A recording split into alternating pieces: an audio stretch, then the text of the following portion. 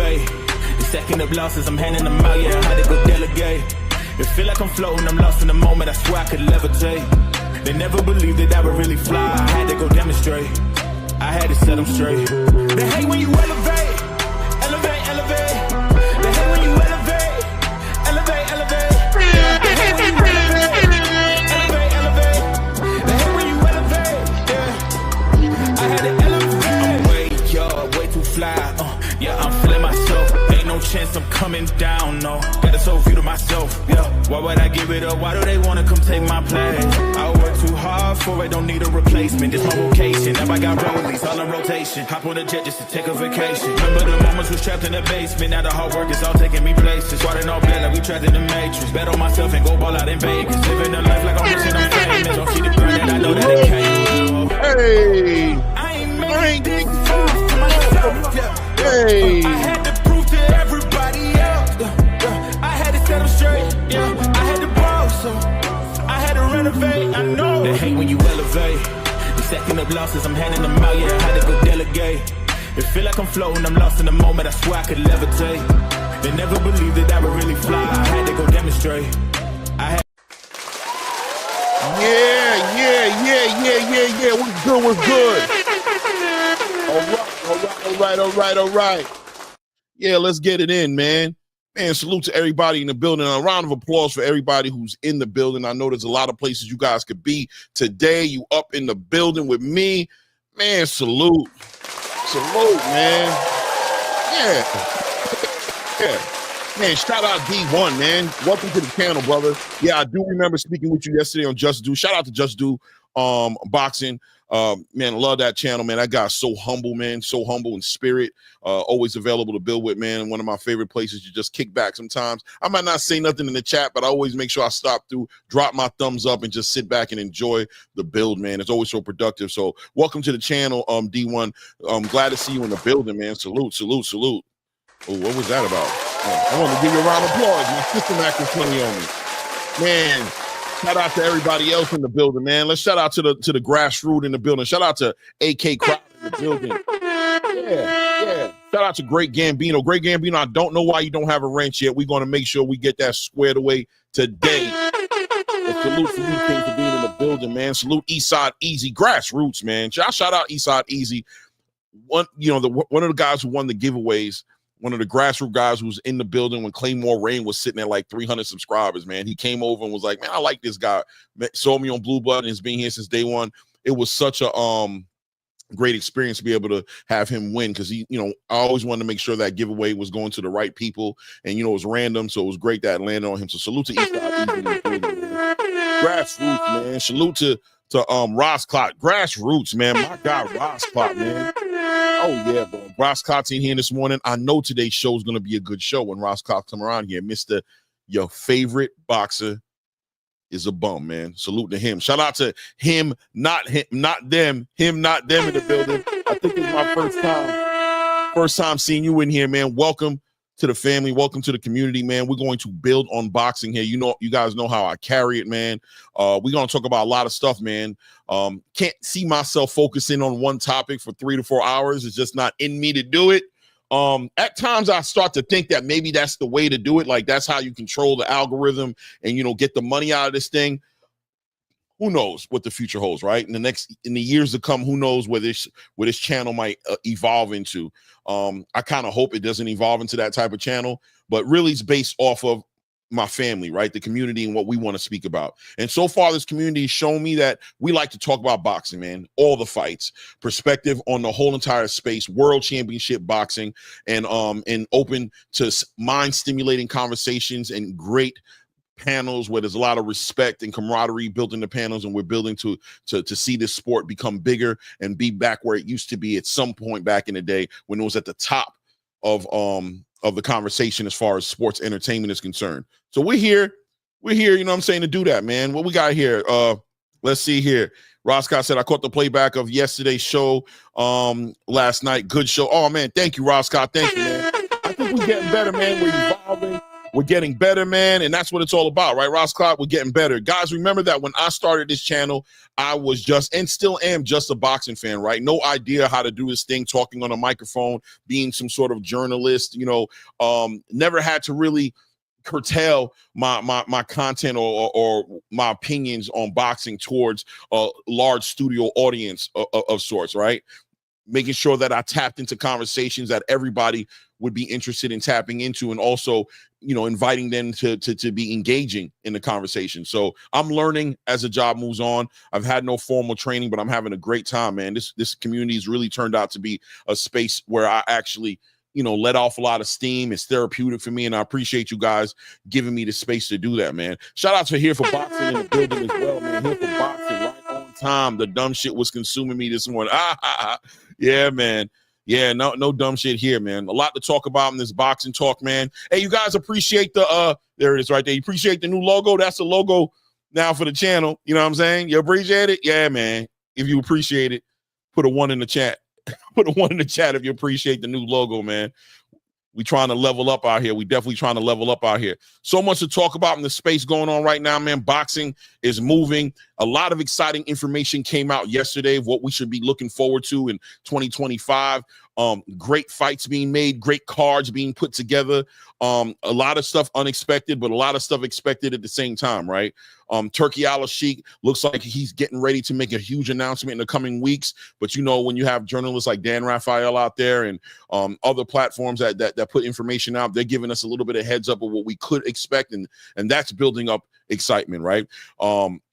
Big cards getting put together for this Riyadh season in February 22nd. And there's some fights that look like they're going to be on this card that's just going to, once again, check a box in the area of Turkey Al-Sheikh, bringing back a feeling. He's bringing back a feeling right into boxing. We're going to talk about that card, man. News coming out. Some of your favorite Ryan Garcia, back in the news, doing things with Oscar De La Hoya, also staying in the news as one of those promoters this year. We got to celebrate Oscar, man. We got to celebrate Oscar because he's been in the middle of so many conversations. His clapback Thursdays, the way he looked on Halloween, his interactions with Eddie Hearn. So much things that he's doing, he seems to have really made 2024 his rebirth, the breakout year, to where he said, you know what, I'm not going to let my promotional company fail. I'm going to become more active, more animated, more involved, truly represent as the face of Golden Boy Promotions. And he's really been doing a great job, in my opinion. I can't even lie to you guys. Really been doing a great job. And we're going to talk about what he's been up to this week. He's involved in everything from conversations of coordinating Shakur Stevenson's next opponent to him and Ryan Garcia, right? To him and Eddie Hearn, him and Virgil Ortiz trying to put things together. He's just in the midst of everything. There's really a common thread and denominator right now in a lot of the top stories in boxing. And Oscar seems to be consistently finding a way to put himself in the middle of those conversations. We're going to talk about that as well, right? We're going to talk about all that as well. And of course, at the end of the show, we'll open up the panel and, leave it open for you guys to communicate what you think about on these topics as well, right? We definitely going to do that, man. Let's see here. Let me look on here what's going on here in the chat before I start my build here. I see Here for Boxing, not a single one of them. Oh yeah, man. I hear you, Here for Boxing. I heard something about that, man. That's what I heard, man. I'm hearing a lot of stuff going on out there, but I don't really feed into that. Let's see here. No more of that from me, Clay. I know they watching. I want them to report back. Yeah, man. We don't feed into that stuff, man. The YouTube wars are yeah, bro. It actually blows me away, man. We bunch of grown men going through this stuff. It is what it is, right? What can we do, man? A wise man once said, focus on what you can control and ignore what you can't, man. And I live by that. You know what I mean? So let's build, man. Let's build. What you guys say? Let's build, man. Let's put it all together and let's get it popping, man. Let's get it popping, man. Let's see here. Let me start off at the top of the list, man. Is this why I want to stop here? Let's do it right here. Eddie Hearn sends a lucrative offer to Oscar De La Hoya. You guys heard the news. Floyd Schofield, we talked about it yesterday, putting his bid in the hat, saying, listen, man, Williams Zepeda canceled. He's got an injury. He can't fight you, Shakur. Me and you've had our own going back and forth, and he's decided, listen, man, you should go ahead and pull the trigger and put this fight between me and you. I have a great style. We have a history in the gym together. You know what kind of fight we're going to give the crowd. Schofield has always expressed his confidence in his ability to beat Shakur Stevenson. Obviously, Floyd Schofield Sr. has never been somebody who's held back his words on how he's felt about all the boxers in the 135-pound division and how he feels like his son is just a level above these guys, right? His son is just cut from special cloth. He compares him damn near to Superman, right? But to the greats of olden days. He says he's cut from the olden days, the olden cloths, the great cloths of the best boxers that ever graced the sport. And he feels like his son is cut from that energy. He's always been campaigning for his son to get involved in a big championship fight, and it looks like that opportunity may have come for him. You can manifest these things, right, if you talk about it long enough, and it looks like that might have happened for the Schofields, as Shakur Stevenson has replied, told Eddie Hearn, gave Eddie Hearn the instructions of what he wants him to do, and it seems like Eddie Hearn has communicated that he sent out the offer to the Schofield family. Schofield has confirmed, right? They've confirmed that they've received the offer, that they've accepted the offer last night. If you guys watched, shout out to Najee Cigar Talk, where Schofield Sr. and Jr., of course, Sr. is going to be there, which is a whole nother conversation. I do think at some point that man has to, I don't know, but, it seems like their function, or what we maybe look at as dysfunction, seems to be working in a positive way for them. Let's see what that manifests into if this fight gets put together. But they say they got the offer, guys. The offer's been sent in. They said they signed all the paperwork. They signed it on their side. As far as they know, Shakur Stevenson's obviously signed it on his side, being that his side was the one that sent the offer out. I guess it's all on Oscar De La Hoya, right? It's all on Oscar De La Hoya right now to put this fight together.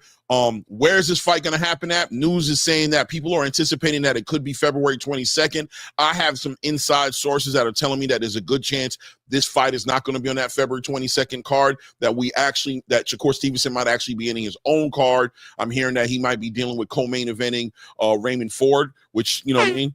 Shout out to Raymond Ford. That's crazy in itself, but I hear they might be trying to take this fight to Newark and do their own card. We'll see how it turns out. But worst case scenario, looks like the fight will get put together, and then they're going to be on those salute to my brother Blue Blood Sports in the building. Yeah, man. I'm hearing that, it might not be on that card, but according to the interview last night with Floyd Schofield Sr. and Jr., it looks like they're still thinking it's going to be February 22nd in Riyadh season. That's where they're at with it right now, right? When they're communicating, it seems like that's what they're looking forward to, for this fight to be over there with Turkey involvement, right? But there's, like I said, my inside sources, friends of the channel, I'm a co-host on Blue Blood Sports TV.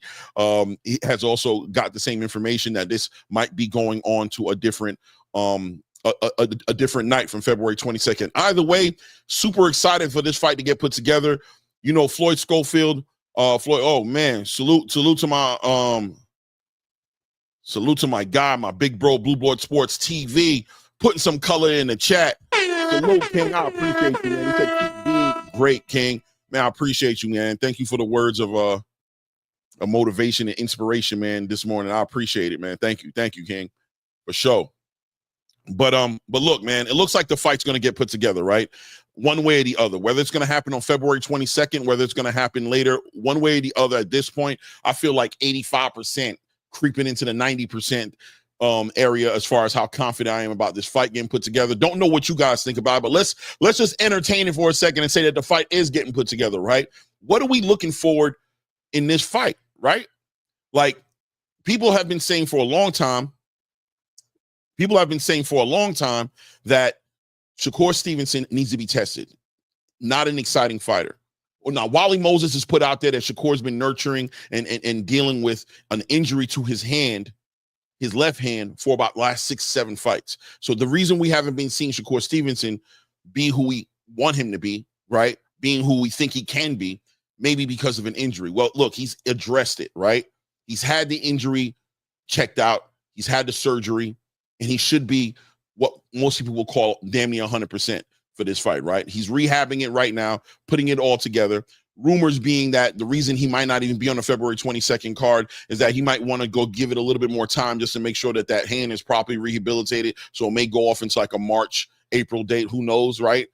But needless to say, at the end of the day, Shakur Stevenson, we want to see him tested. We want to see all the great fighters tested. When we talk about Tank Davis, Shakur, Devin Haney, Ryan Garcia, any of the fighters, Boots Ennis, any of the fighters that you guys can think about that you guys put up in that generational talent conversation, we want to see them all tested, and that's what we want to see Shakur Stevenson be in the ring with somebody who can properly test him, right? We thought Williams Zepeda was going to be the guy who checked those boxes. The way he fights, sitting on that forward foot, that Mexican style, a high amount of punches for 12 rounds, will throw over 1,500 punches inside of a fight. We thought this guy would be the guy that would test Shakur Stevenson, but, you know, it is what it is. He seems like he's injured. But look, Floyd Schofield, a very motivated, young, athletic fighter who's willing to take a lot of risk, right?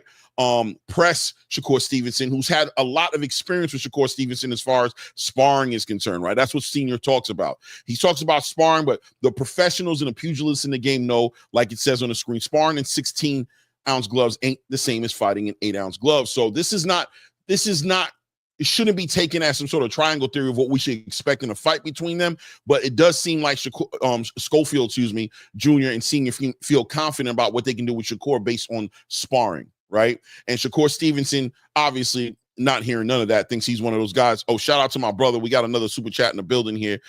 Keeping that color in here, man. $4.99, $5 holla for my shenanigans. Oh, thank you, brother. I appreciate you, man. Your shenanigans are welcomed here, brother. You know what it is, man. You know what it is here for boxing. Nothing but love, man. I appreciate you, King. Right. So, you know, how is this fight going to end up looking? Well, what I want it to look like, I'm going to tell you guys straight up. I want to see Floyd Schofield Jr. test Shakur. I want to see him cut that ring off. He spoke about it last night, saying if Shakur was to get on his bicycle like he did with De Los Santos, that it'll be his job. He understands to cut that ring off, to find Shakur Stevenson, to track him down. He knows he can do it. Senior and Junior seem very confident that no matter what version of Shakur Stevenson shows up in the ring on February 22nd or whatever date that is, that the fight's going to be exciting, even if they got to force it. And that's what we want to see, right? We want to see what Shakur, how he reacts and how he deals with that, because at the end of the day, we're thinking about Tank, right? You want to see and kind of figure out what kind of fight we can anticipate with a Gervonta Tank Davis. I think Floyd Schofield checks the boxes, right? He definitely checks the boxes in a lot of ways with what he's willing to do. He seems dead set on proving who he is, and he wants these fights to be exciting and end in a dominating fashion. I think this is a great formula for a great fight. I mean, literally, I'll take it up to the level of fight of the year candidate qualities in this fight if both these guys show up the way that I'm anticipating that they show up, man. It is what it is, man. Let me read up in here what's going on in the chat. Let me see. Nothing I put Hunter Young said, nothing I put this on the same BS level as Tank versus Roach. Only difference is Roach has more experience in it. Oh, okay, Hunter. All right. Salute, King. Let's see here. J Pitt judging fights based off sparring videos was always crazy to begin with. 100%, right, J Pitt? But I'll tell you like this, man. BVO boxing in the building. Shout out, King. Thank you for showing up in the building, man. Another guy who I was building with yesterday on Just Dude's channel, man. Thank you guys, man, for showing up over here, man. Thank you, man. Please don't forget to subscribe to the channel if you haven't subscribed to the channel. Hit your like buttons, obviously. Let's get the algorithm popping here, right? But let's get back to the topic at hand, right? What are we expecting? Well, I'm expecting that from Schofield. I told you. What am I expecting from Shakur Stevenson? I'm be honest with you, right? Shakur's a great boxer, man. A lot of people say the best boxer in the game, one of the pound-for-pound best boxers in the game. And you got other people who would push back at that idea. But no matter how you look at it, what I want to see from Shakur Stevenson is very simple. I want to see him stay in the pocket a lot more. You know, one thing I always threw shots at Shakur Stevenson for, well, recently, I'll say really in the last 5 fights or so, is he likes to jump out of range. He jumps in, does his thing, and then to evade punches, he jumps way out. When he jumps out, he moves himself out of range and loses out on his opportunity to counterpunch, to really do some real work in the ring, possibilities to have some game-changing shots land. He's always done that. If his hand has been the issue, then I'm expecting that now that his hand is healed up properly, I expect him to stay in range a little bit more. I don't want him to sit there and take too much of a risk, but at the same time, I want to see how he deals with the pressure and his ability to make Floyd Schofield pay. I think it's going to be interesting to see him do that.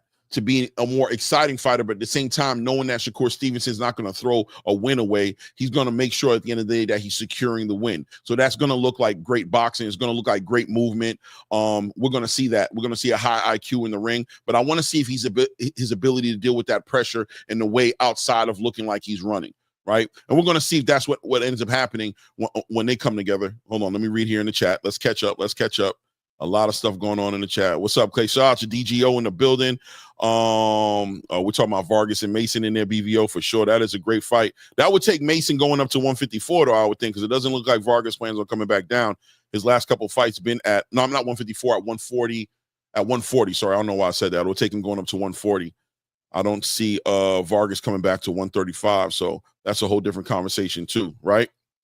So let's move on with the topics. But it looks like that's what it's going to be, right? And also, I'm interested in seeing Floyd Schofield and Senior and Junior coming together as a team. As you guys know, they've added Ronnie Shields up in there. I've heard that they brought in Guzman into the camp. So Senior has made some adjustments in the camp to kind of address some issues with Schofield, acknowledging that his presence might not be needed everywhere in the team. But I'm interested in what Team Schofield can come up with.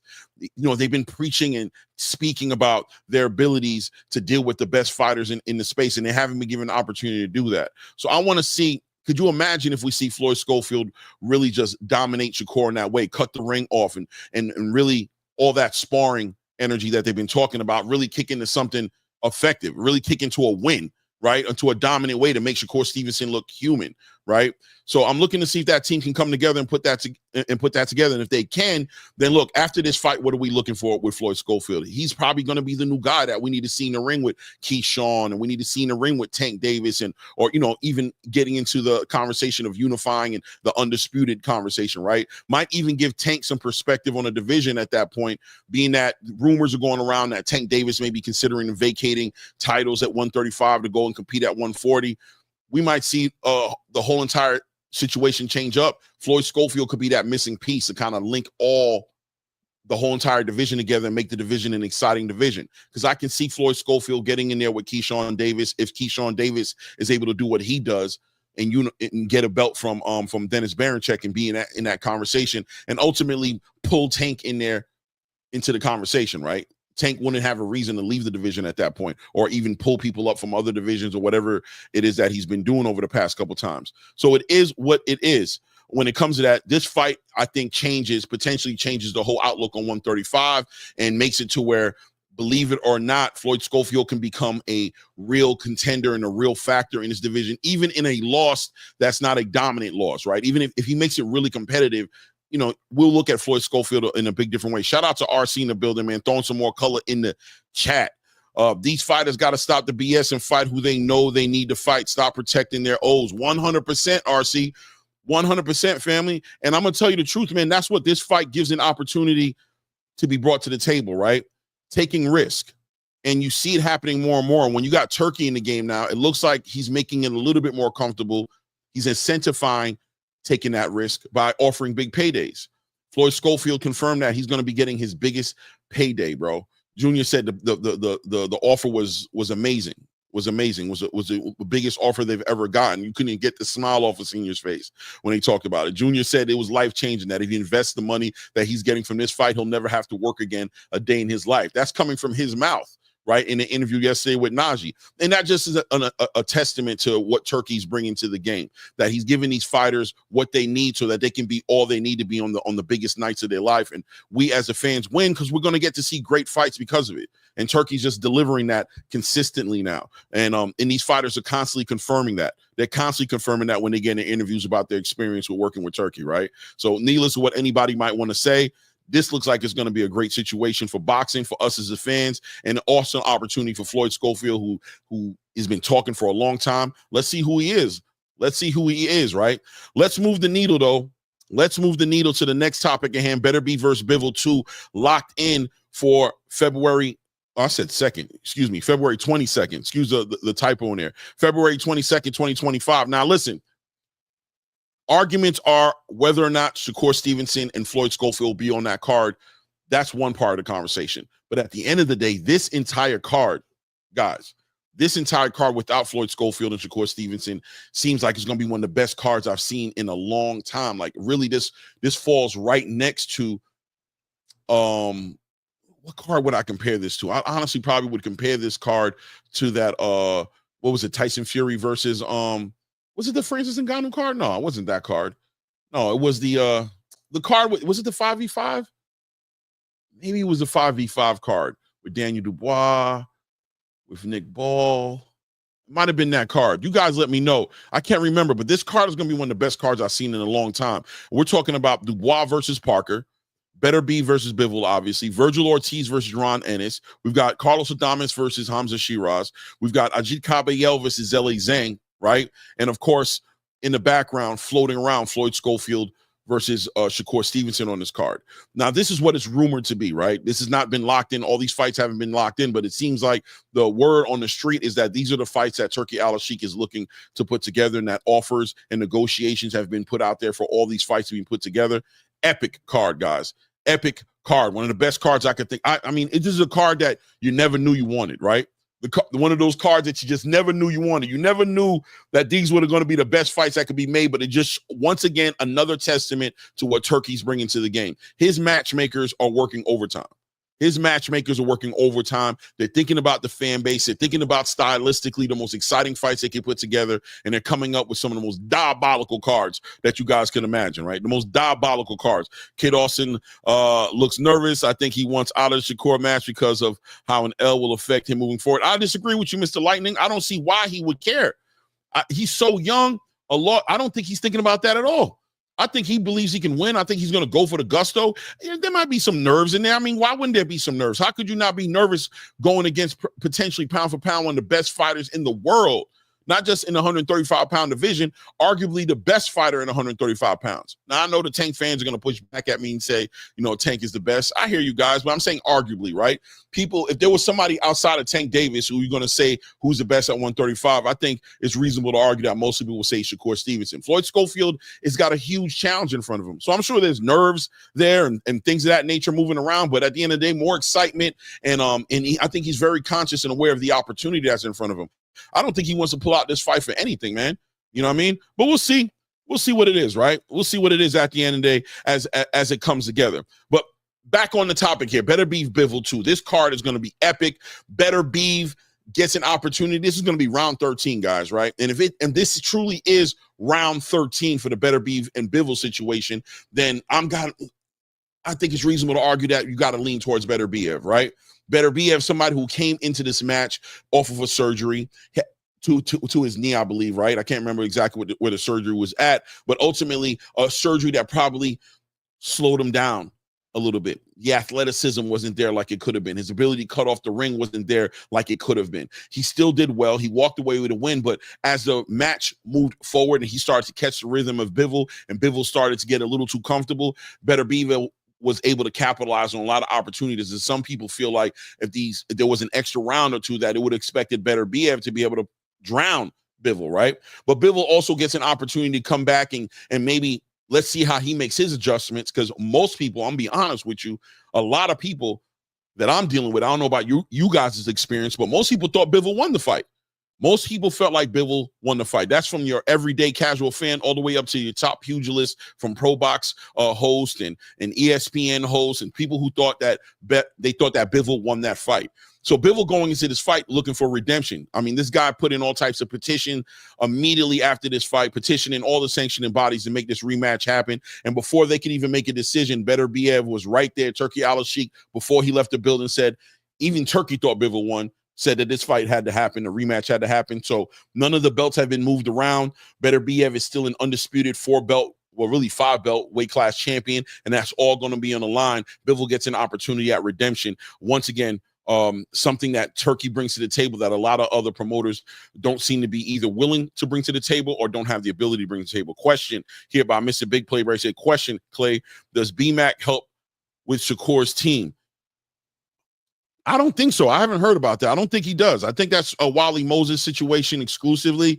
Obviously, we know there's a relationship there through Terrence Crawford and through Keyshawn Davis. And I'm sure Bomac isn't scared to give an opinion here or there, but is he involved in a way to where we can officially put him in position as somebody who's going to be helping to train Shakur? I don't know yet. I also know Shakur is working with Coach Rell from Boots Ennis' team, using him as a mid guy quite regularly. I don't know if he's over there permanently, but Shakur's also added some different facets to his team. You know what I mean? To make himself better, to work on the spaces where he might feel like he's getting a little weak on. So, but as far as Bomac specifically, BMAC, I don't think he has an official space in that team. But I could be wrong. I don't know. You know what I mean? Yeah, Z Pacino says, yup. Yeah, like I said, right?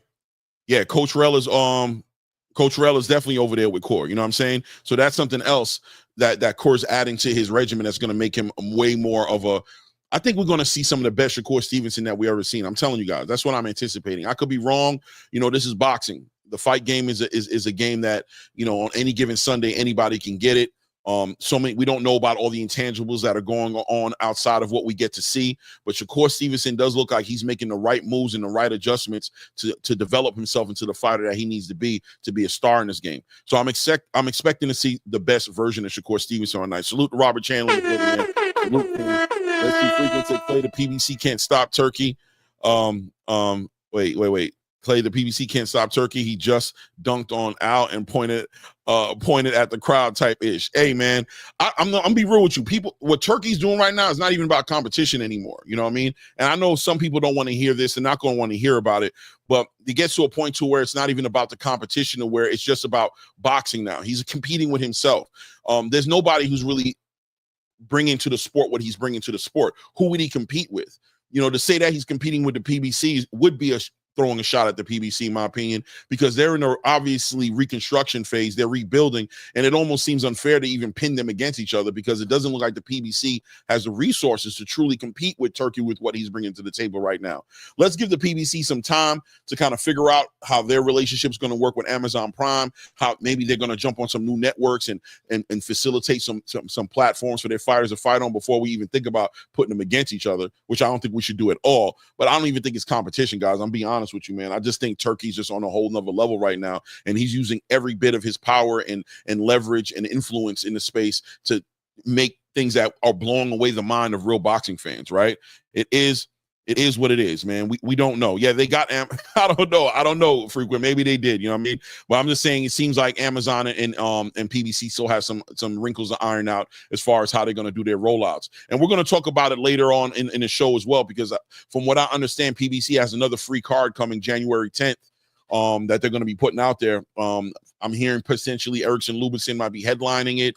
I don't know whose opponent is going to be, but it's supposed to be another free card. So they're moving forward. Amazon and PBC are moving forward slowly, but for sure they're coming together, and we're going to see what they do. If they win, we win, right? If the PBC wins, the boxing fan wins, because we get even more fights. So I'm cheering for everybody to work it out, right? But yeah, Beterbiev and versus Bivol locked in. Let's go down the fights on this card, guys. So like I said, we already know about Bivol, but they're talking about potentially putting not putting Beterbiev and Bivol not the main event. They don't want Bivol and Beterbiev to be the main event. They're talking about making Dubois and Joseph Parker the main event. I understand that Turki Al-Sheikh and a lot of the people putting these events together look at heavyweights. They're trying to make heavyweights the top fights. They feel like heavyweights is the pinnacle of boxing, that heavyweights was always the main event back in the day. You know what I mean? When they're talking about when Mike Tyson was out there, when Lennox Lewis was doing his thing, and all those fighters were in the space, that they were always the headliner. And it seems like that's what they want. Now, I'll be honest with you, the Beterbiev-Bivol fight was an exciting fight for me. I loved it. It was a cerebral fight. As a hardcore boxing fan, you can appreciate what you saw. But there were a lot of people who said that they didn't think the fight was exciting, that the fact that the fight was lackluster.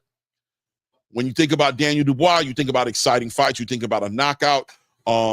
He's earned that respect from Turki Al-Sheikh and from all the heavyweights in the division and all boxing fans across the board. When you look at his last 3 fights alone that he's done on a Turkey card, they've been epic, right? He stopped Jarrell Big Baby Miller when nobody else even came close to stopping him, no less beating him. Actually stopping him was unfathomable. He went in there with Philip Urgovich and stopped him, right? Took the fight away from him, beat the heart out of him, and shocked the world. And then he went in there against Anthony Joshua and disposed of him inside of 5 rounds, right? He disposed of him. So At the end of the day, he's an exciting fighter. It doesn't really shock me if they were to make that the headliner. You would think that Beterbiev and Bivol, a unification fight for undisputed, would be what would be the main event. But at the same time, we got to sell tickets. You want to sell the show. You want to put the most exciting fight possible as the main event. Significance also holds weight, but there is a title on the line. Obviously, Joseph Parker is going to get a chance to shoot at Daniel Dubois for that IBF title that he's sitting on. So, I'm not shocked at all if they did that. Either one of those fights are interchangeable, but my vote is I think Beterbiev and Bivol should be the main event. But it is what it is, right? But that's what they're talking about, that Bivol and Beterbiev may not be the main event on this card, that they may be putting Daniel Dubois versus Joseph Parker as the main event. I think that's interesting. We'll see how that turns out as well. I'm not too sure. What do we got going on in the chat here? See, I'm trying to engage more with the chat and not just get into my ranting. Let's see what's going on here. Let's see here. Hunter Young, I'm sure you have something great to contribute to the channel today. He says, as long as Turkey has fights mid-Saturday afternoons, he will not do but so well. Casual fans dictate the success, not true boxing fans. Once again, listen, honey, I'm going to push back at you, right? I disagree. And I'm going to tell you why I disagree. I'm a grown man. I got a family. I get tired at night. After 10 o'clock, 10:30, I'm yawning. That's where I'm at in my life right now. I actually appreciate Turkey's cards being closer to midday. Now, could it be a little later? Sometimes it's really early. Yeah, I agree to a degree, but I appreciate the midday fights. Now, during football season, college football season, I know it's going to be an issue because Americans like to watch college football, but keep in mind that Turkey's got his business plan and idea is built on world championship boxing. It's not built around feeding the American fan base exclusively.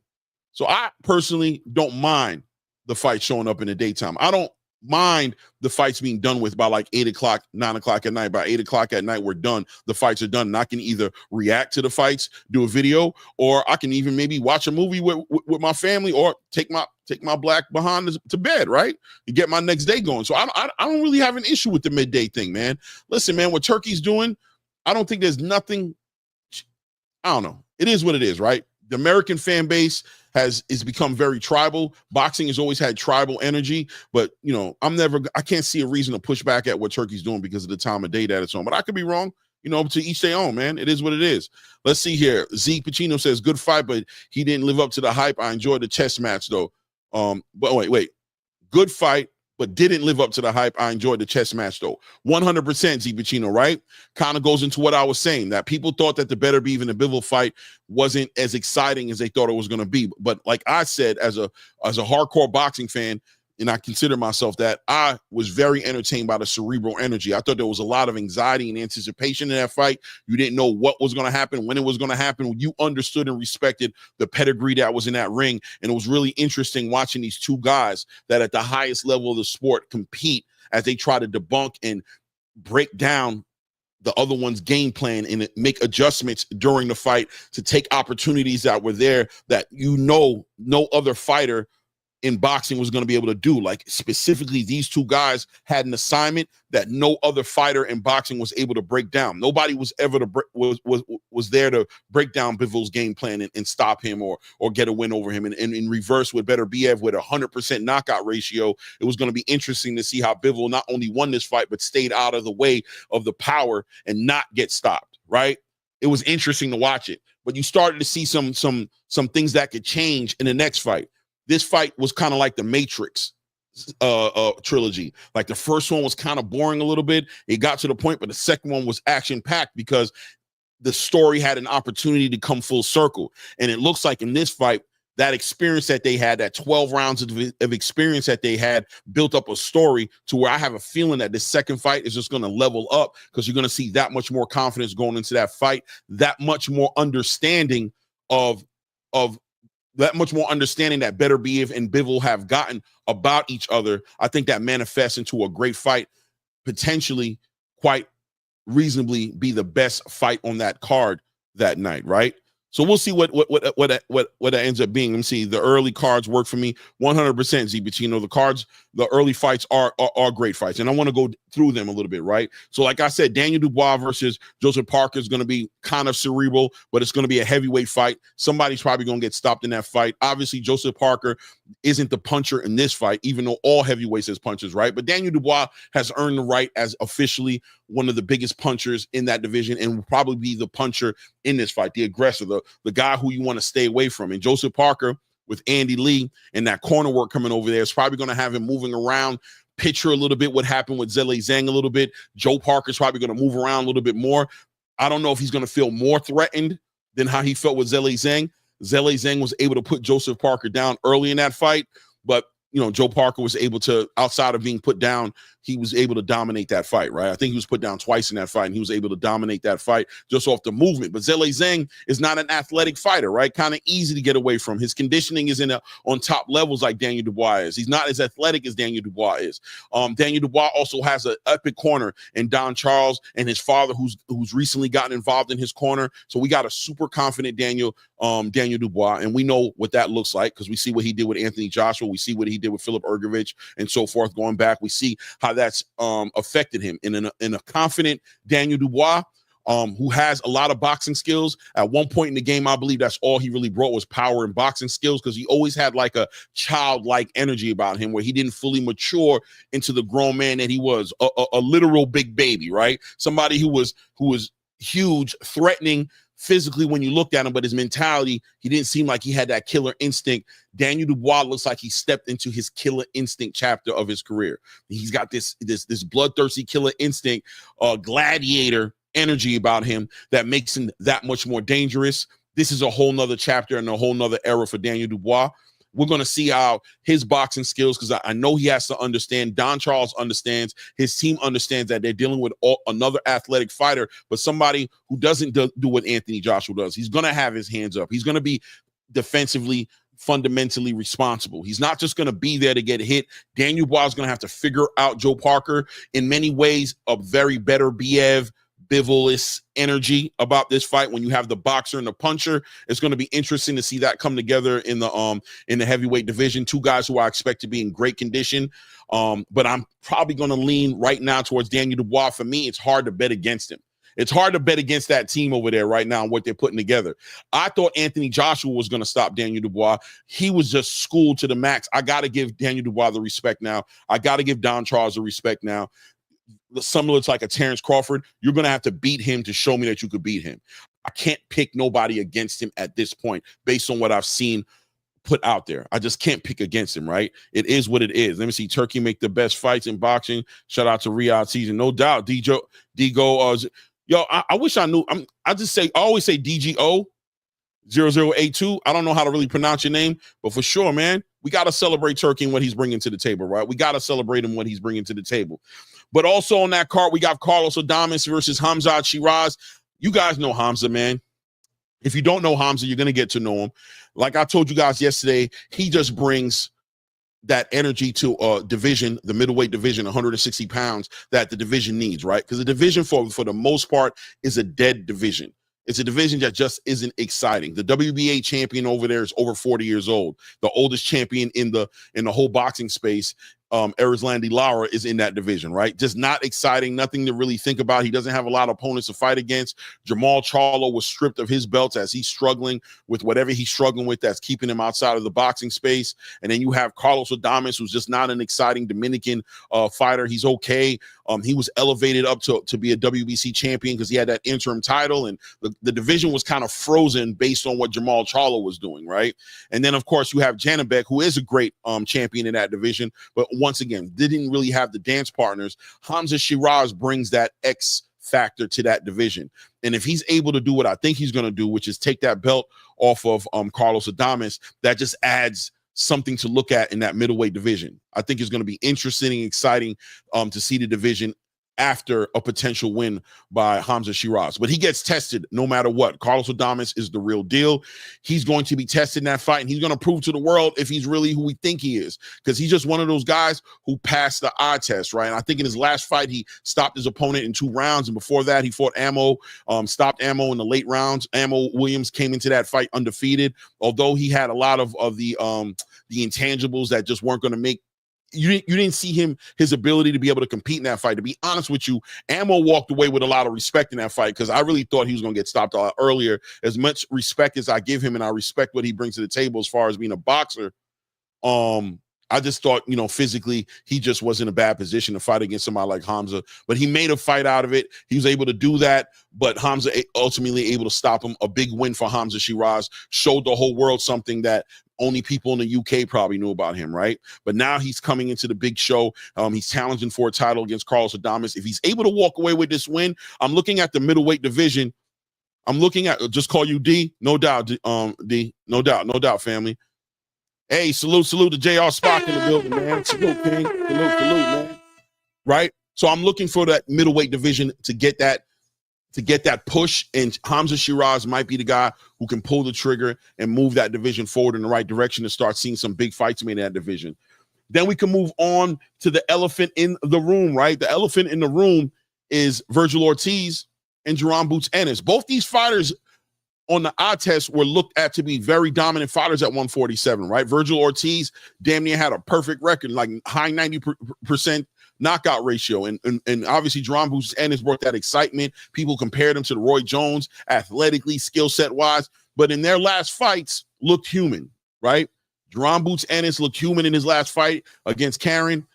Even in that fight against David Avanesian, people saw a lot of holes in the game, and I've already shared with you guys what I think, thinking that Jaron Boots Ennis ultimately just his competition level wasn't there, and he kind of regressed a little bit just based off of him not being able to wake up and get himself riled up enough for the opponents that he was facing, because he knew that none of those guys should be able to at least compete with him at the level that he was on. But Karen was able to kind of expose something that looks like it might have opened the third eye for Jaron Boots Ennis, potentially opened the third eye for Bozy Ennis, to let them know that, you know what, staying at 147 too long, not getting the fights that we need might actually be hurting us. And we're legacy fighters, but we need to compete at the highest level. And if we're not able to get that done at 147, maybe 154 might be the next move. Now, rumors are going around that Eddie Hearn was trying to get Virgil Ortiz to potentially come back down to 147 to compete with Jaron Boots Ennis. Look, I don't think that was ever going to work out, right? That just didn't make no sense. We know that Virgil Ortiz was dealing with health issues. Him cutting that weight put him in the worst case scenario at 147. It wasn't realistic. It was almost kind of messed up, in my opinion, for Eddie Hearn even entertaining that, knowing how complicated it was for Virgil Ortiz to make that weight class. But look, Virgil Ortiz has the right people around him, right? He's got Oscar De La Hoya. He's got those guys around him. They're not going to let no nonsense like that happen. And they look like they pretty much, the negotiation has moved back to where it's supposed to be, which is a fight at 154. I would assume that Jaron Boots Ennis is looking at going to one of his highest, if not his highest payday that he's ever gotten in boxing. Virgil Ortiz already well situated at 154, coming off of a super competitive fight with Serhii Bohachuk, right? A fight that a lot of people thought that he lost. Including myself. I thought at first I was okay with the win, but after rewatching the fight, I did end up leaning towards Serhii Bohachuk. But regardless, a super close fight, a fight that Virgil Ortiz got put down twice in, so it is what it is, right? But he was able to walk away from that fight with a victory. But the pugilists in the game, the hardcore boxing fans, know that they saw something in Virgil Ortiz that could be exploited by the right fighter, right? But I also saw something else. I saw Virgil Ortiz had a lot of grit about him, right? And that he can box when he has to. And he was trying to make some adjustments in that fight. Robert Garcia, Coach of the Year candidate, in my opinion, working with Virgil Ortiz. I want to see how he processes that Serhii Bohachuk fight. If there was some honesty that they walked away from in that fight, that would have them acknowledging the mistakes they made in that fight. And let's see the adjustments they're able to make. And let's see how that looks like in a fight with one of the future pound for pound best fighters in the world in Jaron Boots Ennis. Let's see if Jaron Boots Ennis and Bozy Ennis can come together, be honest about the fight they were in, make those proper adjustments. Because let's be honest, if Virgil Ortiz is able to land the shots he was landing on Jaron Boots Ennis, the shots that Karen was able to land on Jaron Boots Ennis, if Virgil Ortiz is able to do that, it could be a bad night for Jaron.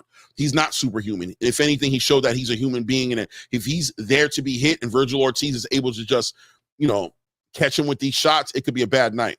But I think Jaron Boots Ennis has shown more signs of his ability to adjust and be that athletic fighter. He has many different facets to his game, and I'm hoping that what he brings to the table that night against Virgil Ortiz will check the boxes, quiet down a lot of the haters, quiet down a lot of the questions, and put Jaron Ennis back in the conversation with a guy who you guys, before the fight with Karen, wanted to see in front of Terrence Crawford.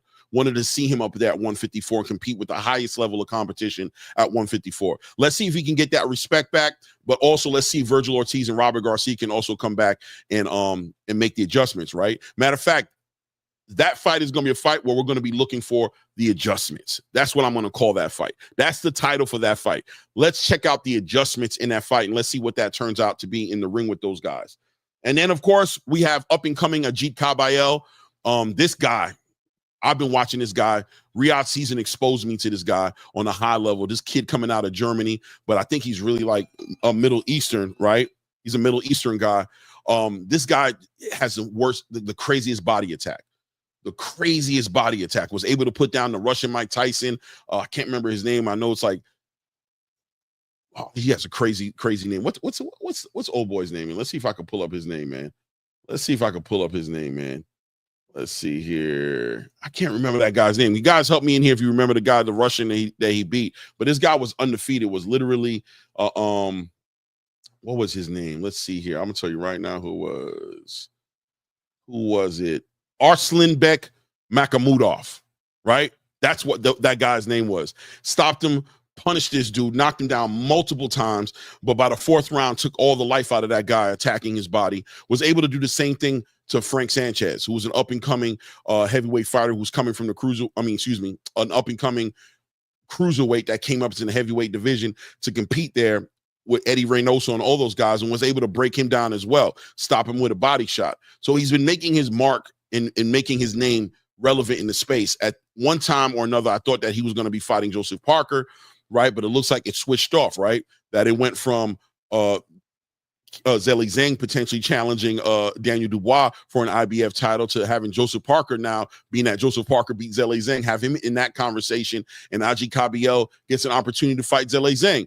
We also know that Martin Bakole was in the conversation as well, but I'm not really upset at Ajit Kabayel walking away from a Martin Bakole fight. First of all, it's a super dangerous fight. Second of all, he's earned the right to move up and up his competition. And Zhilei Zhang is in the competition and in the conversation of getting belts. So it's natural that I think Ajit Kabayel puts himself in position to fight Zhilei Zhang. If he gets that opportunity, that's what he should take. Martin Bakole doesn't bring enough of a reward and brings a high risk to a fight with Ajit Kabayel. There's nothing wrong with acknowledging that. I would have loved to see the fight between him and Martin Bakole, but understand the fight that he put himself in with Zhilei Zhang. Look, Martin Bakole, everybody wanted to see Martin Bakole fight Zhilei Zhang, right? The two punches, the two George Foremans, the Chinese George Foreman versus the African George Foreman, right? In the heavyweight division. So look, if Ajit Kabayel is able to go ahead and scrap Zhilei Zhang off the table, he makes even more of an argument as to why the fight will be huge between him and Martin Bakole. What do I expect going into this fight, guys? What I expect is Kabayel to do what he's been doing, right? He fights mid-range. He attacks that body. He understands how to do it. He's defensively sound, fundamentally sound. He uses his physical attributes to his advantage. If the guy's taller than him, longer arms than him, he uses that against him. He's going to smother the power. He's going to cut the ring off. He's going to force Zhilei Zhang to struggle and earn the space that he needs to be effective, being a distant fighter, being a power puncher. He's going to make him work to position himself in a way to be able to let that right hand go. And through that work, I expect him to challenge Zhilei Zhang's conditioning, right? Zhilei Zhang has not been known to have the greatest conditioning. So I'm expecting that in this fight. I'm expecting Ajit Kabayel to challenge that conditioning by keeping the fight mid-range, high punch output, consistently attacking that body, and let's see what gives in. I'm expecting him to win the fight. I'll be honest with you. I think age shows up for Zhilei Zhang in this fight. He's an older man in his 40s at this point.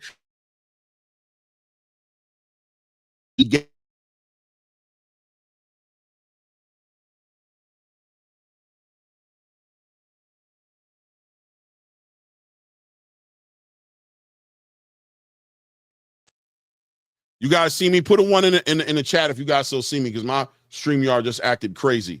You guys still see me? Am I here? Am I back? Am I back? Let me know. You guys hear me? Oh my God, bro. One, you're good now. Okay. I'm back. All right. Yeah. Welcome to the technology, right? I'm back, right? All right, no doubt. So as I was saying, on Zhilei Zhang. The conditioning is going to get tested. I expect Ajit Kabayel to be able to go ahead and take advantage of that, man. Work that body. We're going to see him bring what we've seen him bring in his other fights. I think stylistically, this is a real great fight for him. I do. I think it might look crazy from the outside looking in as far as aesthetically to see how tall Zhilei Zhang is and know how the kind of power puncher he is. But if you pay attention to the way Ajit Kabayel fights, he's going to deal well, in my opinion, with an offensive fighter like Zhilei Zhang, who's probably going to be looking to get Ajit Kabayel out of there as early as possible because he acknowledges his own conditioning, right? Let's see also if Zhilei Zhang is in conditioning based on his weight. I don't know yet. I'll give it to you guys what I think about where I expect him to come in, where I'll feel like, all right, maybe he's in a better shape. But if he comes in too heavy for this fight, he's going to get taken advantage of.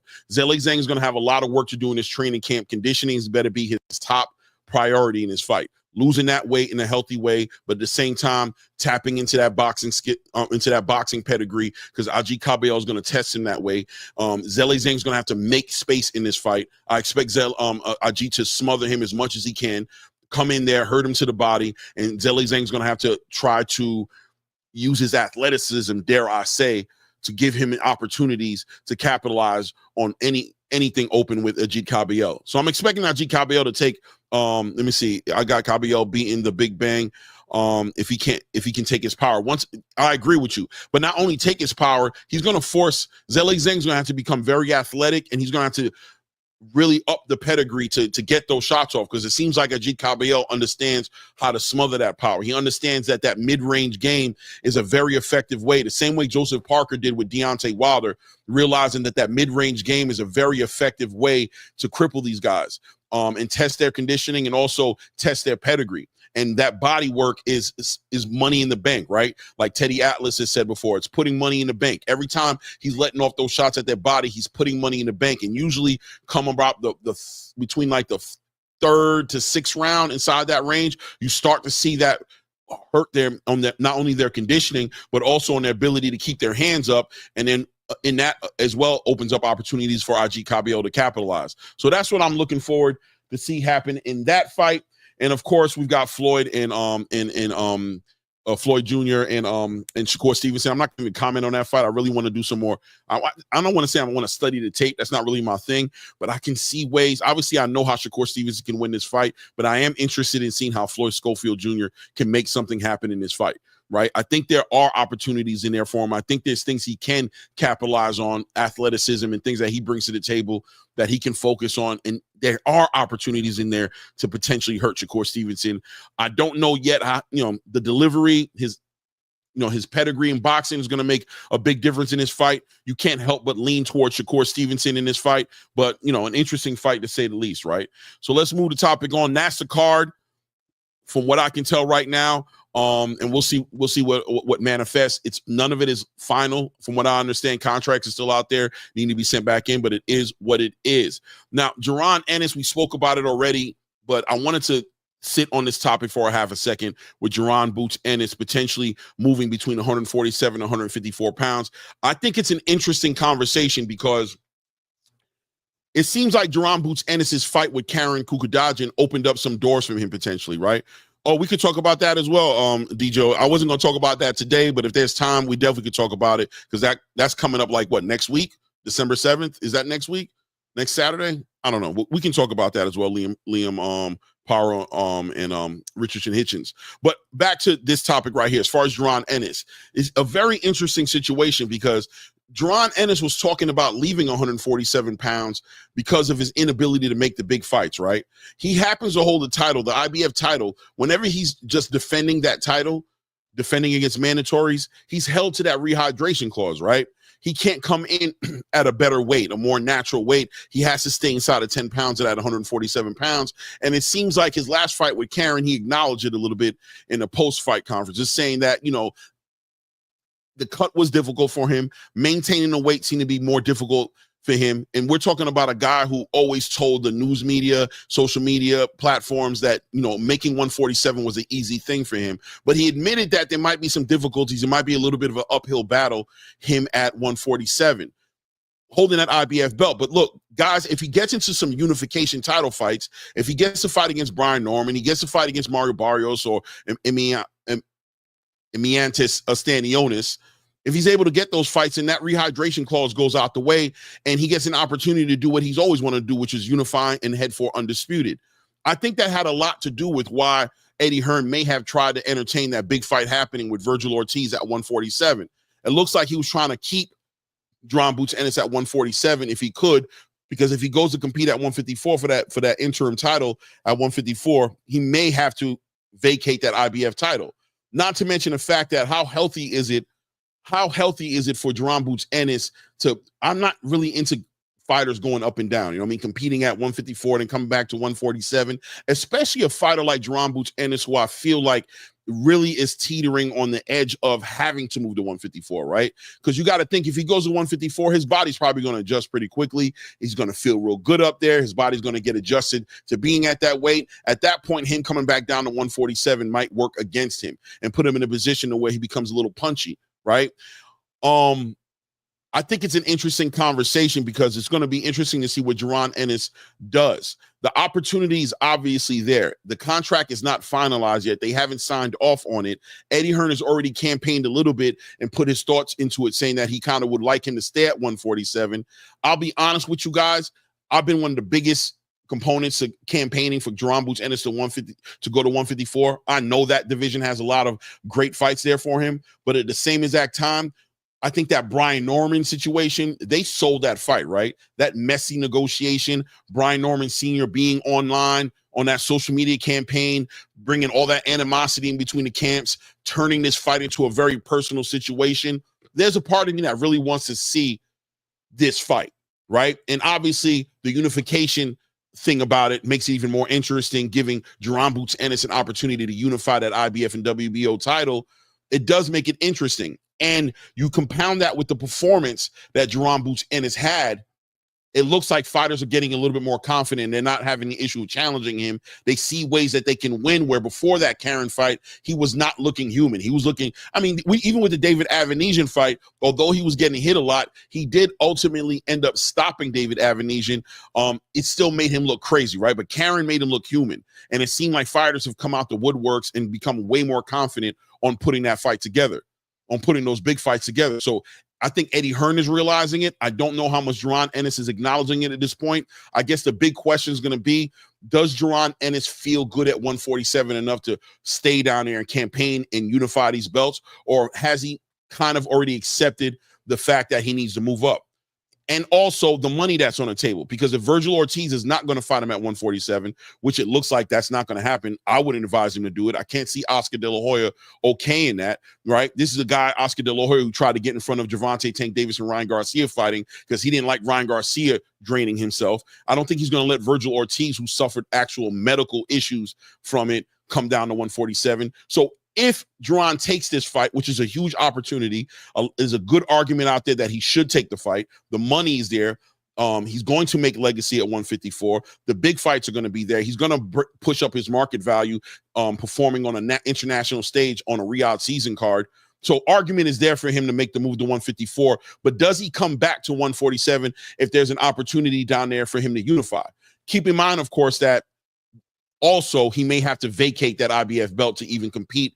If he does win that fight against Virgil Ortiz, he's probably going to lose that IBF belt. I think it's going to be interesting to see how it works out, right? It's going to be interesting to see how that situation works out. I'm leaning towards 154 for Boots at this point. It's almost a damn shame, though, if he doesn't get an opportunity to unify down there. It's like they waited him out. They finally saw a weakness that they can exploit. Now everybody's kind of calling his name and saying he's not that guy. And it seems like the opportunities have opened back up for him to chase some a unification title or becoming at least, maybe even chasing undisputed, right? So we'll see how that turns out. I'm going to be interesting to see how that works out. Moving on, like I told you guys, PBC looks like they're getting ready to showcase the second free card, January 10th. No idea who's going to be on the card, except what I'm hearing is Erickson Lubinson is going to be headlining the card potentially. So we'll see how that turns out. PBC looking to move into the new year, obviously being more active. When you look at, let's be honest, right? We got January 10th free card. We've got February 1st, right? February 1st card with David Benavidez and David Morrell. We've got a March 1st card with Gervonta Tank Davis and Lamont Roach. I mean, that's a busy schedule. It looks like that schedule is moving forward. You know what I mean? It looks like they're moving forward and moving into the new year a little bit more active. And then obviously rumors out there of Sebastian Fundora and Errol Spence and other fights that could be made out there. So maybe next year might be a big year for the PBC. I'm looking forward to see how that turns out for those guys, right? Jose El Rayo Valenzuela versus Antoine Russell looking to be the co-main event on Gervonta Tank Davis's card, right? That's going to be interesting. You guys should know my thoughts on this. I think it's weird that Gary Antoine Russell has ended up in front of Jose El Rayo Valenzuela to challenge him for his WBA title. I think it's weird. I think it's interesting. The conspiracy part of my brain is kicking up to a whole nother level when it comes to this fight, because I don't understand where Gary Antoine came from. The last time I heard from Gary Antoine Russell, he was talking about avenging a loss with Alberto Puello, who's right now the WBC champion. He's going to be fighting Sandor Martin. I believe that fight may pop up on that card as well. Where did Gary Antoine Russell come into this fight? Where did that happen at? Right? Like, I don't know when that happened, right? But for some reason or another, it's going down potentially. The negotiations are there for Gary Antoine and El Rayo to be fighting for that title. El Rayo was supposed to be in a rematch with Isaac Pitbull Cruz. We know about his separation from Jose Benavidez Sr., how that ended up turning out, and I don't know how that affected his relationship with the PBC, or I don't know, right? All I know is David Benavidez is headlining that card. El Rayo was supposed to be on that same card fighting Isaac Pitbull Cruz, and now he's not there. Salute to Bruce Gas Boxing in the building, man. Salute to Sonny Augustine in the building as well, family. I don't know. The play seems to be into a degree with that fight. Very interesting to see how that comes together. I think this is not a tune-up fight at all, right? And I'm not saying that El Rayo would look for a tune-up fight, but you would think that, I don't know, this is going to be a big fight between him and Gary Antoine Russell. I'm going to be real with you guys. I'm leaning towards Gary Antoine Russell to win this fight. I am. I'm leaning towards him to win this fight. We'll see how that turns out, though. A big fight on the same card as Tank Davis and Lamont Roach. I mean, questions have to be there as far as why El Rayo wasn't fighting against Gervonta. Maybe because the fight was already made with Lamont Roach, they're just honoring the fight.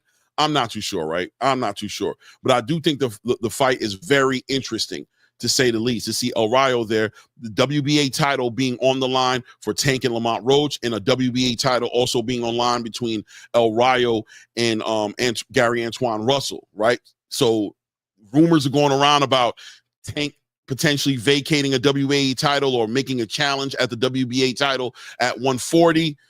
I kind of see some things written in the wall happening. I'm just sitting back and watching, right? We'll see what ends up happening. I don't know. It is what it is, right? We'll watch that out. Ryan Garcia and De La Hoya back to bumping heads. We know. I knew that this was inevitable, but Ryan Garcia obviously trying to be active even through his suspension right now. A lot of people, including myself, kind of disagree with him even being able to fight on a platform and get money on some sort of sanctioned fight. I mean, I guess his fight is not going to go on his permanent record. It's an exhibition fight, but it still gives him an opportunity to get a lot of money in boxing, something that he's suspended in. He's gone outside of Oscar De La Hoya's realm and went to Japan or China, wherever he's at, to fight that. And Oscar De La Hoya has jumped into the conversation. And what has he said, right? Let's read what Oscar says. Golden Boy Promotions has exclusive rights to Ryan Garcia's fights, right? This is what he put out there yesterday. He has exclusive rights to Garcia's fights, and that the organizers of this event have acknowledged as such and have agreed in writing that our sign-off is needed, for this event to occur, As no such sign-off has been given as of today, there is no event with Ryan Garcia, right? There's no event with Ryan Garcia. Interesting. So Ryan's out there making deals, moving around, trying to move the needle, make money. And I guess Oscar De La Hoya hasn't pulled the trigger on it, or he wasn't even asked to pull the trigger on it. It is what it is at this point, though, because right now it seems like that event that he has with Ryu Angpo, I want to say his name was, that this fight seems to be on timeout for now until they're able to figure it out. Ryan Garcia responded on his own Twitter with a sigh, with his hands on his face, you know, one of those emojis with the hand on the face, showing that maybe he has a little bit of frustration about about Oscar De La Hoya's position on this. We'll see how it turns around, but December 30th, 2024 was supposed to be the New Year's fight that Ryan Garcia is involved in, getting himself ready to come back in April and to fight a big fight, hopefully, right? But he seems like he's got that boxing itch. He wants to get that boxing itch scratched. He thought he had an opportunity to do it here in Japan, and it looks like Oscar may not be okay with the way these things have turned out, and he wants a little bit more transparency, and more importantly, probably he wants his cut of the pie, right? Let's be honest. He probably wants his cut of the damn pie, but we'll see how that turns out. And what do we got here? And we'll end it with Conor Benn considering to move to 168, right, guys? Conor Benn talking about moving to 168 to fight Chris Eubanks Jr. I'll be honest with you. I think it's a stupid move. I think Conor Benn may be putting his career in jeopardy by doing that. I think he's a 147-pound fighter. Obviously, there's conversations about him even challenging Mario Barrios for a WBC title down there. I think that weight influx, gaining all that weight, coming back down could hurt him, turn him into a very punchy fighter. He may need to walk away. The best move for him might be to walk away from this situation and leave this Chris Eubanks Jr. situation in the past and look more at the marathon, which is his whole entire boxing career. But we'll see what that turns into, right? We'll see what that turns into for Conor Benn. You know what I mean? That's the news, guys, getting everybody up to speed. I'm going to open up the panel. I'm definitely going to open up the panel. I'm interested in what people think about the topics we talked about. Let me put it down here. I think there's a lot of stuff going on right now, obviously, with that Bivol Beterbiev 2 card popping out, obviously, and everything going on with Jaron Boots Ennis and whatever else we've talked about on here. I'm interested in what you guys got to say and what you guys think about these conversations. So there's the link. There's the link. You know what I mean? Let me know what's on your mind. What does it say here? Facts Ammo showed a lot of great grit. He was outmatched. Yeah, you're talking about the fight between Ammo and Hamza, right? You think Hamza is the guy at 168? Zeke Pacino? He's at 160, though. I don't know, man. I think Hamza becomes very human at 168, man. I don't know if he's shown me enough to make me think that he's going to do something bad to Diego Pacheco or, you know, I mean, obviously Christian and Billy's there too, but even an Edgar Berlanga, those fighters, you know, Caleb Plant, I don't know, man. Is he the guy at 168 or do you mean at 160? At 160, I think for sure I'll go with that.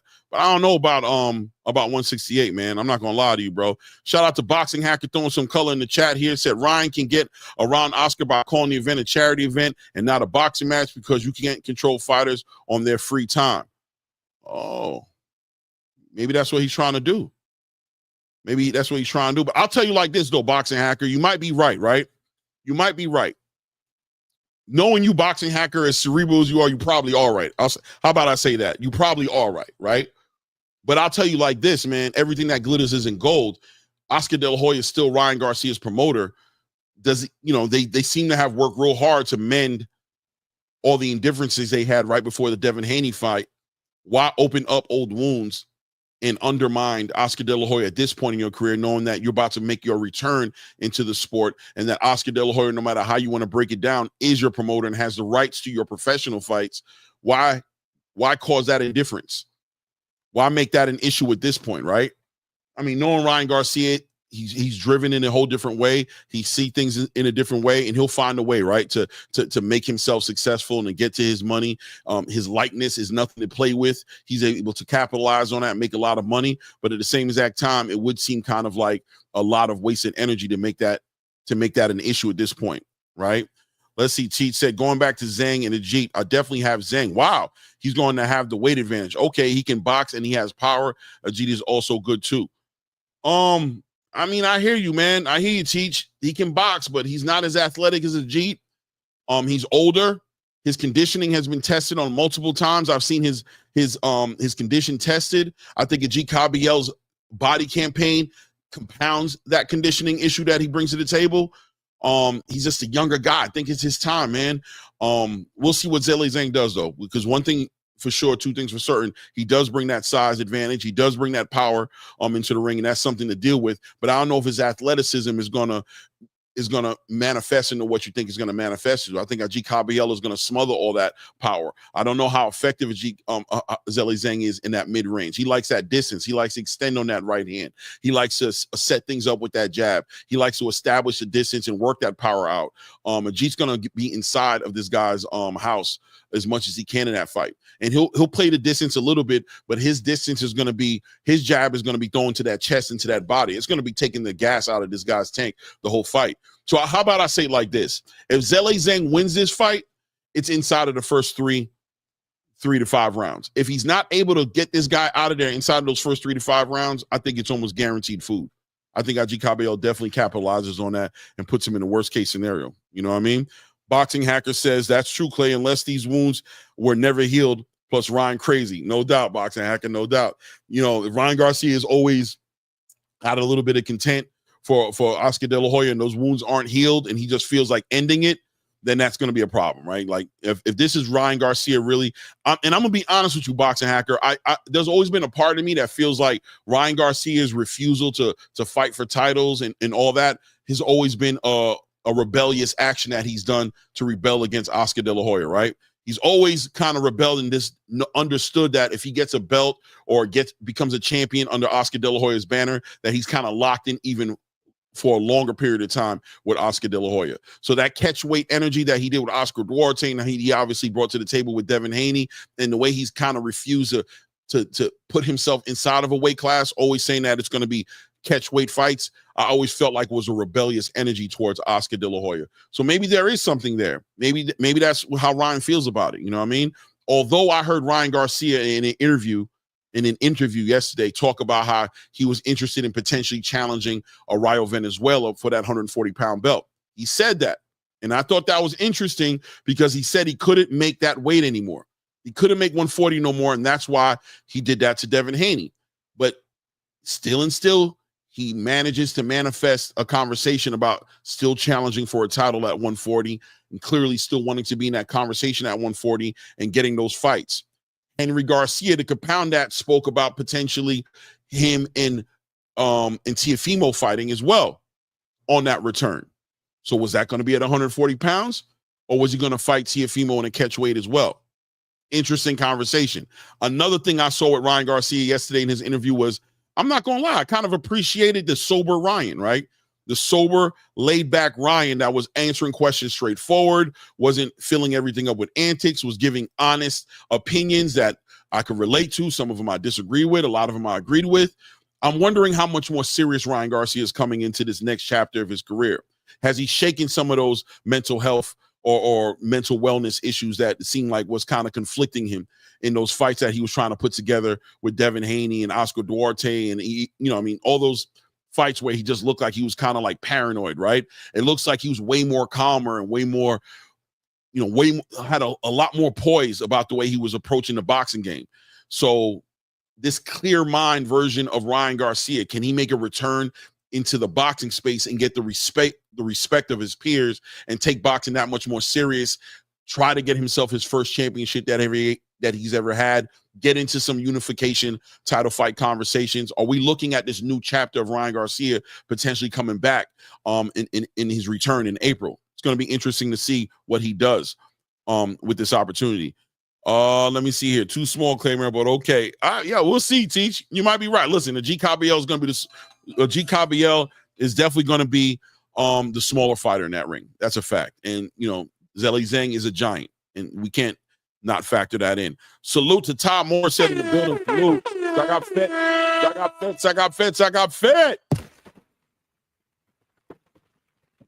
I mean, salute to Tom Morissette, man. Yeah, man. T said salute. TY, no doubt. Yeah, man. So look, I'm gonna put that link back up in there. If anybody want to come up and build, we'll count down a little bit. But you guys been hitting the likes. I have not been checking. Let's see what's going on here, man. Not bad. If you haven't liked on the channel yet, please hit the like button. It helps the algorithm. And definitely, if you haven't subscribed, make sure you subscribe to the channel. Let me see Boxing Action. What weight class was Ryan planning to fight at? 154? Boxing Hacker, that's what I'm saying. He seemed like he refused to commit to a weight class. Like, he just wants it to be catch weight. He's going to be comfortable. And I heard rumors that he wanted to keep the fights at like 143, 144. I never heard him commit to a weight class.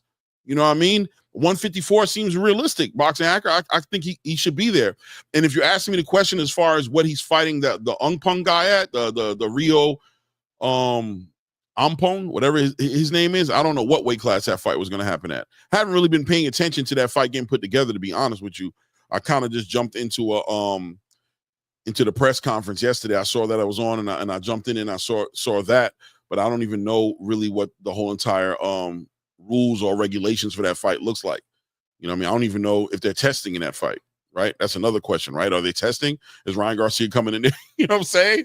Is it the Bionic Man returning? I could tell you this, the Asian guy who he's fighting against looked way bigger than Ryan Garcia. In all honesty, he looked way bigger than him. Like, that guy looked like he was like a solid, like, 170, you know what I mean? Like, he's up in the high 60s, maybe 80s. And Ryan looked like he was kind of like more in shape, closer down to like the 150s. So there's going to be interesting to see that as well. You know what I mean? Let me see. Tom Morris said, not rocking with Ryan Garcia, sober or not, he won't get $1 or a view from me. Hey, Ty, I feel you on that, brother. I'm kind of in the same predicament you are in, bro. I just, you know what I mean? Ryan Garcia's obviously done a lot and said a lot of things, man. I just can't really rock with the homie, you know what I mean? But it's still an interesting story seeing Oscar kind of getting in the way of that fight getting put together. Ryan ain't testing nothing. 100%. Yeah, 100%. All right, guys. So it looks like nobody really wants to jump in, which I'm comfortable with. I'm okay with, you know what I mean? I appreciate you guys being in the building. Is there anything we haven't covered, guys, that we needed to cover on this video? I think we talked about all the whole entire events that are coming up. We talked about Shakur and Floyd, right? We talked about a whole lot of stuff, man. You know, I kind of enjoyed the show today, man. I like these short shows, man. Getting right to the point and building on the boxes. I would, but I'm still on the clock. Oh, no doubt, Ty, for sure. For sure, man. I understand. I'm picking a Japanese guy just because I don't like Ryan. No doubt, Cheech. Me too. I'm kind of, I'm definitely on the side of the Japanese guy, even though I have no idea who he is. I don't even know if he's an actual boxer or if he's some sort of like wrestler or mixed martial art guy. I don't know who he is, man. I never heard of the guy. Who Tio fight next, Claymore? Oh, man. Sonny, who is Tio fighting next? I mean, obviously, I think I saw Teofimo Sr. Up on Punch Drunk Boxing, if not yesterday, maybe the day before yesterday, throwing shots at Bill Haney. He kind of invited Bill Haney in to coordinate the fight, right? He said, let's stop BS and let's make the fight happen. But Bill Haney's been campaigning that there's a negotiation going on between Turkey Al-Sheikh, Bill Haney, and Teofimo's camp. Well, Teofimo went out there and said it was BS, right? Called cap on it and said there was no negotiation. There was no fight getting put together. I don't know. I mean, right now, from the way it looks, you would think that there's a realistic negotiation potentially going on between Devin Haney's team and Teofimo's team. But at the same time, I'm hearing rumors that Devin Haney may be trying to fight Oscar Duarte. I'm even hearing rumors that Devin Haney and Oscar Duarte could potentially be on that February 22nd card, right? I'm hearing all kind of rumors everywhere. So what is Teofimo getting ready to do next? I think it's all going to be based on his ability to come to some sort of agreement with Bob Arum at this point, right? Bob Arum and Teofimo seem to be not on the same page. Teofimo has shown indifference with the process and the way he's been marketed at Top Rank before. We can go all the way back to when Teofimo, quote unquote, retired from boxing, right? This was all based on, how he felt like he was being treated at Top Rank, accusing Top Rank of treating the black fighters better than they're treating him, and all the different things that he spoke on. And then ultimately, getting to the point to where it looks like he wanted to get into the biggest fights possible, Terrence Crawford being the one that was in his crosshairs recently, and not getting any support from Top Rank or Bob Arum on that happening. He felt like he was on his own, and it seems like at some point, that hair that broke the camel's back, right, where he finally just kind of just froze his whole entire career, and looks like he's into some sort of negotiation battle with Bob Arum, and he needs to figure that out as to whether or not that ends up being a new deal or him actually just leaving the promotional company altogether. And then where does he go from there? That probably makes a difference as to who we're going to see him fighting. Henry Garcia, I told you guys already, spoke on that fight happening between Ryan and Teofimo. maybe those are the things that he's working on. But Teofimo's in the air, man. He's spending a lot of time not boxing right now and doing a lot of antics and some racial antics at that online that doesn't seem to be bringing him any closer to getting into a fight. So it is what it is. Yeah, his demons, no doubt. Boxing Hacker said he's the one who whipped Manny Pacquiao last. Clay, who whipped Manny Pacquiao last? Teofimo? No, I don't think so. No, I don't remember that happening. I'm kind of lost, Boxing Hacker. Put me on what that means. Kickboxing, he was whooping on Manny. Oh, bomb, got you. That's who Ung Po is. He was okay, I got you. He's the one who fought Manny Pacquiao. I got you, guys. I got you. I see what you're saying. Okay, Ross Scott, I hear you. Tom Morrison says, when it comes to T.O., I got to hear from Bob Arum or maybe now Eddie Reynoso, just not T.O. He just been chatting. 100% Tom Morrison. And that's another factor as well that I didn't bring up. I'm happy you brought up. Eddie Reynoso is another part of the conversation. Now that he's been implemented into the Teofimo team and what they're doing, I want to see what that manifests into as well. And, Eddie Reynoso working with the PBC with Canelo Alvarez, obviously, working with Canelo Alvarez, sorry, and the PBC's involved with Canelo Alvarez. We don't know what Teofimo is negotiating as far as where he wants to be, right? Me, myself, I have no problem with Teofimo moving on from Top Rank. Top Rank seems to always have had a problem to get these fighters to that last level. It seems like they get them well prepared. They develop the fighters well, but it seems like when they jump into their stardom, when they become who they're destined to become, they always end up leaving. Vasily Lomachenko seems to be one of those fighters who was able to hang back and hold it together over there. But for the most part, these guys seem to move on. So maybe it might be that time for Teofimo to move on and to be able to take those risks that he wants to take and get in the conversation of those big opportunities, quite possibly, right? Tom Morrison says Tio and Ryan be getting their boxing takes from Reddit and ChatGPT, no doubt, guys. Hey, man, listen, guys, it's Wednesday. Tomorrow's Thanksgiving. I know a lot of you guys are celebrating with your families. You guys are going to eat, put on all that bad weight, right? Add to the resolutions that you guys got to make on New Year's about how you're eating better next year, and you're making all them, gonna make all those moves that you need to make to be the healthiest versions of you. Enjoy your family, enjoy the holiday, your days off if it's your days off. You know what I mean? I appreciate you guys showing up in the chat. Shout out to everybody who showed love in the chat today. Boxing Hacker, RC here for boxing, and my brother Blue Blood Sports TV for showing love today, man. Like I said, all that contributes to the channel being what it needs to be. I've got, you guys see the new logo, obviously, but a bunch of other stuff that I'm working on as well that I'm going to do to, I'm investing to get the channel to where it needs to be. So I appreciate every dollar, all the color that you guys put in the chat. It really helps out, man. You know what I mean? I got a job. I'm good on my bread, but the channel needs always is happy to get the donation. Shout out to my brother here for boxing. Hit the link. All right, now here for boxing. You in the building. Try to reserve the craziness. Hold it together. But I'm definitely interested in what's on your mind.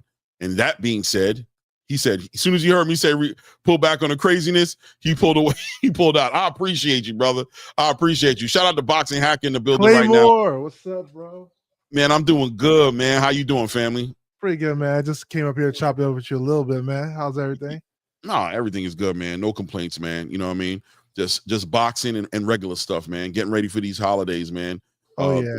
Wifey cooking, it is what it is. You know what I mean? And we keeping it small though. We don't really celebrate Thanksgiving. I'll be honest with you. You know what I'm saying? Yeah, we're the same way.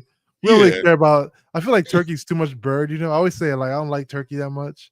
Right. Yeah, Except for His Excellency, right? We're not talking about you, Your Excellency. We're talking about the actual bird. Don't put me in the sand. Don't put me in you the good. Sand, Exactly. You good with us, bro. We ain't talking about you. You good, man. Keep doing what you're doing. You know what I'm saying? But yeah, man, a lot of crazy things happen. That Ryan fight, I think it's gonna be a good fight if it happens, I guess. I think it's good. I think it's a good thing that him and Oscar aren't getting along. That makes the Devin Haney case a lot easier to win for Devin, But I think so. I didn't even think about that. Yeah, I didn't even think about that. If Ryan and Oscar can't see eye to eye, that's a problem for them, man. I didn't even think about that. I'm thinking though that maybe Ryan thought it was all good it looks like he kind of thought he had the blessing of Oscar De La Hoya, right? He kind of like looks like he got caught off guard with what Oscar De La Hoya did. And I'll be honest, as far as him going to social media with it and saying what he said, but, you know, Oscar also tapping into the social media in a whole different way this year, right? Everything is social media for him. He's on there talking all day long, building his following, and, you know, obviously an opportunity for him to say something. And maybe that conversation should have been more private, but at the same time, with how diabolical that duo is, they might have plotted the whole entire situation on the internet just to get the attention up. It's really easy to like get around though, like Oscar, because what matters is wording, right? So think about it, look at it this way: if Ryan was he's suspended, but then he does like a WWE match, right? Oscar can't be like, "Hey, you can't do that." You know, we had this contract. Right. That has nothing to do with anything. I'm not under any sanctioning body, which Ryan can't because he's suspended. Right. So it probably won't even count towards his record. I'm just doing this one-off because, hey, it's a charity event with the guy that Manny Pacquiao just fought, because that was a charity event too, you know? Right.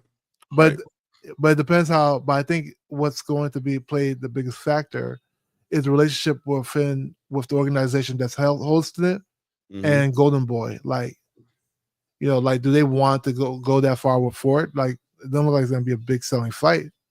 Right. So, like, you know, I don't know. I think for Ryan's case, I don't think it's that big a deal. I think Oscar is trying to, like, push a needle on it, but depending on how you word things, I think you can get around something like that. Yeah. We'll see. We'll see, man. If there's a way, if there's a will, there's a way, right? So we'll see how that turns out. Yeah. But I mean, I'll be honest with you, it doesn't move the needle for me. I don't care one way or another what they got going on. It just doesn't. You know, but what do you think about this this Bivol Beterbiev card, man, coming up, man, on February 22nd? What do you think, man? Man, that's a scary fight to get, man. Shouts out to Bivol jumping back in the ring with that guy. Listen, back in the ring with that guy. Listen, man, legacy, man, the cost is not cheap, right? Yeah. To be great. The cost isn't cheap, man, to be great. And that's what I'm saying. Like, I feel like it's gonna be a little different, but it's so I think Bivol is not gonna be as hesitant as he was the last fight, this fight. But I think it's gonna be also like a dangerous situation because, like I said, it's really stylistically, right? Like when you look at Bivol's style with that, his style is really good. I think like if it was like an amateur event or like if it was like a shorter round event, I think he'll always beat Beterbiev.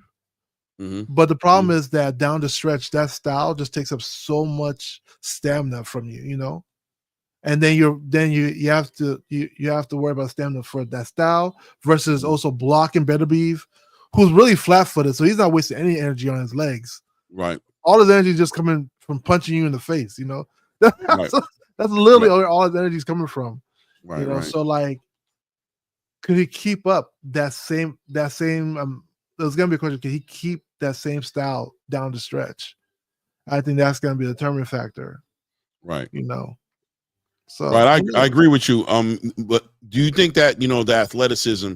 Look, when you're fighting against Bivol, no matter who you've ever been with other fighters, you have to embrace the fact that he's probably going to require a little bit more athleticism from you to cut off, right? To not allow him to just, you know, use his athleticism to just kind of leave you stuck.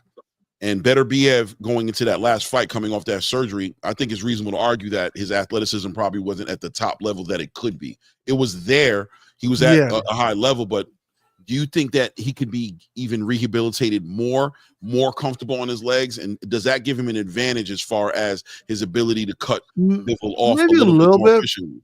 Maybe a little bit, but like, I think for Beterbiev, his style itself doesn't generate like a same amount of stamina. So like, if you think about it, Beterbiev just sort of walks up to you, you know, versus somebody that's always bouncing, you know.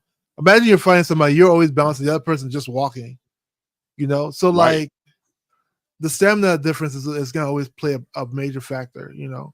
So even if Beterbiev came in with the exact same stamina, that style, the style difference, Bivol's going to waste more stamina always going down the stretch than Beterbiev, you know, because Beterbiev's just walking and punching. Yeah, and Bivol's always the one kind of like, I don't want to say running, but he's kind of always the one staying on his toes, trying to stay away from the power. And that it looks like in that last fight, to be honest with you, Bivol's conditioning was tested because he was working extra hard, not only to be effective offensively, but also defensively, staying out the way of Beterbiev's most dangerous shots. Exactly. And it looked like that affected his conditioning, like towards the latter rounds. It looks like it finally started to kick in, that pressure that Beterbiev was putting on Bivol just by his, like you said, that Jason or Michael Myers type of just walking forward. Exactly. It's pressure, right? Whenever you have a style that's based off your legs, it's always like look at Mike Tyson. Mike Tyson style is like that, where Mike Tyson's explosive. His style it's like, you could call that guy the son of the God of War himself, right? Like, right, it's explosive. But however, down the stretch, his style, because it's based mainly on his legs, it's always going to take up more oxygen. So when he comes to like those later rounds, it's always going to be hard. That's why people who have success on will always lay on top of him, because they know they're going to drain him after a few rounds. Same thing with Bivol. His style is based off the legs, which is good because you can get in and out, you can evade shots, you can land shots quicker. But yeah, it's always going to be that same thing where it's like down the stretch, can you keep that up? And it's not like Canelo. Bivol could like take breaks on because he's taller than Canelo. Canelo also had to work to get closer and stuff like that. So yeah, man. I agree with you, man. I think it's gonna be around 13, man. I'm gonna be real with you. I think he's gonna pick up where they left off at, and that's getting more comfortable and finding it a little easier to finding Bivol. I think it's gonna be Bivol kind of tapping right back into staying away from Beterbiev. But at the same time, I think he understands that offense is probably what he's gonna have to up on in this fight if he wants to win it, right? Definitely. Like Karen understood that when he fought against Boots, right? He understood going into the fight like, yo, I can evade Boots all day and stay away from danger, but at the same time, I can't win this fight without establishing some sort of offense. And if you want to win the fight, you have to acknowledge the factors that make the difference in winning the fight. Karen came back totally different. That was crazy. 100%. He just understood, though, the assignment. He was like, I want to win. And what I did last time, as much as I might not have an issue with it, I thought it was boxing. I thought I was doing a good job, but it didn't win me the fight. I lost every damn round, and he came in a complete different fighter to fight against Boots. And you got to think that Bivol's going to process that a little bit too. Maybe he won't come completely different, because a lot of people walked away feeling like he won that fight. I think most people, as a matter of fact, when you talk about that Beterbiev-Bivol fight, most people seem like they were leaning towards Bivol's side, even down to obviously Turki Al-Sheikh, who communicated that he thought he won, right? So you would think that he has to do a little bit more, that he should be going into this fight thinking he has to do a little bit more to get the judges' attention to win this fight. This is going to be right back in Riyadh season, same kind of atmosphere. He's going to have to impress those judges. It's going to involve upping that offense. But at the same time, I'm leaning towards Beterbiev, because I think that's what Beterbiev also needed from Bivol in order for him to connect with those shots, right? Exactly. He needed Bivol to become more offensive. So if that's Bivol's adjustment, he kind of adjusts his way into the frequency or algorithm of Beterbiev's world where he needs him to be. Exactly. Right? And what's interesting there, people think that Bivol is just Beterbiev is just a lesser boxer than Bivol. You have to realize they came from the same school, where Beterbiev was like the coach, like one of the leaders of the national team, and Bivol was just joining, So they're from the same school of thought, Right. And Beterbiev understands that style very well, Right. So that's also makes a big difference. For Bivol, Beterbiev is like a mountain he's trying to climb, because this guy was always ahead of you. In the amateurs, he was ahead of Bivol, and now it's like you're undisputed, he's still ahead of me. So it's like a mountain that I have to figure out how I can make my style so effective that I surpass you at this point. I agree with you 100%. What do you think about this Daniel Dubois and Joseph Parker fight, man? Joseph Parker. I think Dubois is that's a good fight. That's a good fight. That's going to be a cerebral fight. Yeah, Parker shows up he'd be showing up a lot, Lately, to be specific. Yeah, he's been showing up, Who knew he was going to watch Wilder, right? Right. I mean, Wilder, I knew it could go that way. Yeah, because it all depended on the Deontay, but I'll be honest with you, he was very impressive against Zelle. And I'll be honest with you, what was impressive about him and Zelle Zhang was the cohesiveness that I saw between him and Andy Lee, right? His trainer. Yeah, you really saw the effect of Andy Lee, and these trainers sometimes don't get the light on them the way they should be. We're talking about trainer of the year like Robert Garcia's, but when you look at what Andy Lee was able to do with Joseph Parker, bring him into another chapter into his career where he's back in the conversation, right? He's back in there. And you're looking at Daniel Dubois and Don Charles and their relationship and how Don Charles looks like he's been able to affect Daniel Dubois on a whole nother level, not only skill-wise, which is something I always thought Daniel Dubois had. He always had the skills for me. He's always a good athletic boxer in the heavyweight division. But obviously the mental thing with Daniel Dubois was always like I said earlier, if you watched the show when it started, I said he was like the real big baby, right? Like he was like this big dude, right? He was like this big dude who he's dangerous. And when you look in his face, but as soon as he opens his mouth and he starts communicating, you see that he hasn't necessarily completely developed mentally. Yeah, right?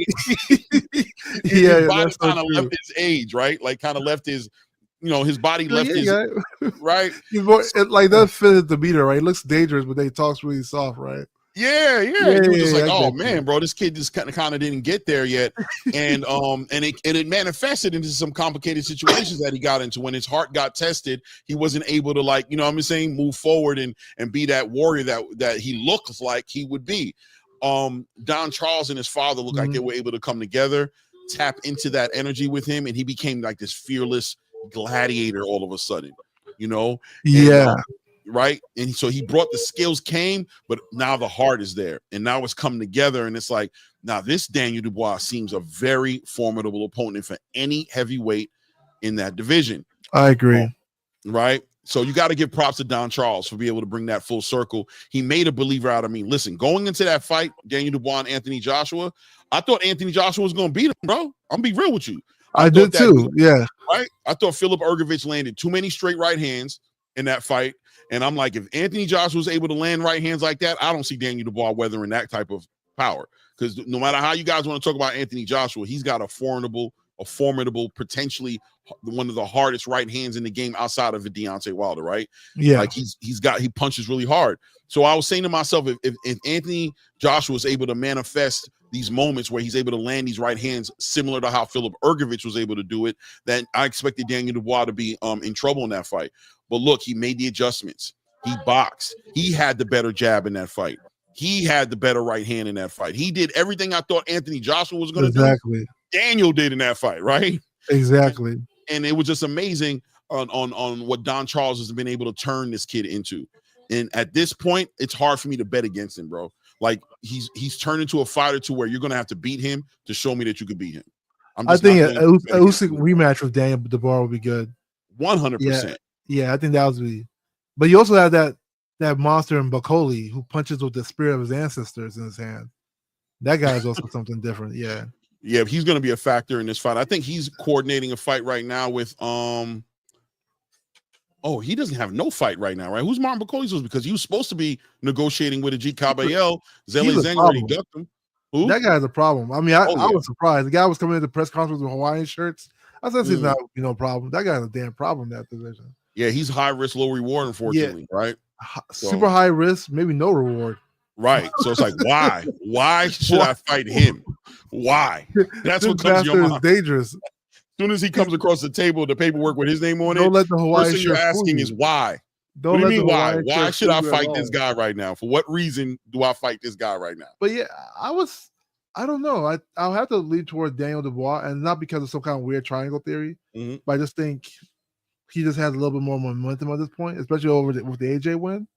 Yeah. But I wouldn't, like I said, Joseph Parker has been showing up too, man. So it's gonna be interesting. It's gonna be interesting to see the strategy, man. I think this fight, when Terrence Crawford and Errol Spence fought each other, I told everybody, I said, listen, man, that fight is just as much of a fight between Bomac and Derek James as it is Terrence and Errol, right? Like, and I think this is going to be one of those fights where, it's Daniel Dubois versus Joseph Parker, but it's also Andy Lee versus Don Charles. Which was crazy because I thought when it comes to Derek James, I thought like he was the more like of course EJ's always been like very fundamentally sound, but I think they just were able to pick out his style so good, Bomac and his team. And one thing Bomac does, not just Bomac, they have a whole team of people.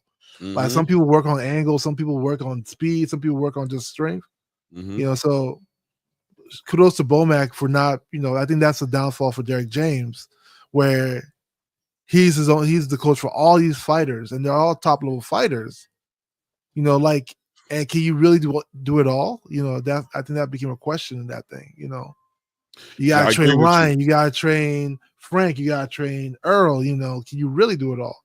I questioned it from day one. I caught a lot of shots. A lot of straight bullets for questioning Derek James's formula. You know what I mean? I was like, is this really 2 hours a day for each fighter? He said he doesn't watch boxing. I'm like, wait a minute, that's a problem. Right. I'm sorry, that's a problem for a coach. It's not a problem for a fighter. If you're not watching boxing, like a stable fighter, like the top of the stable, like your Errol Spence, your Jamel Charlo, these fighters should be getting all your attention. It's bad. Just two of them is enough. You need to be researching these damn fighters. You can't. Right. I think he figured his style was just like stylistically perfect, I guess, or something. Yeah, he felt like the pressure and the power that Errol brought to the table, that it didn't matter about the preparation, because he felt like, and also it was very sound. Everybody works off the jab.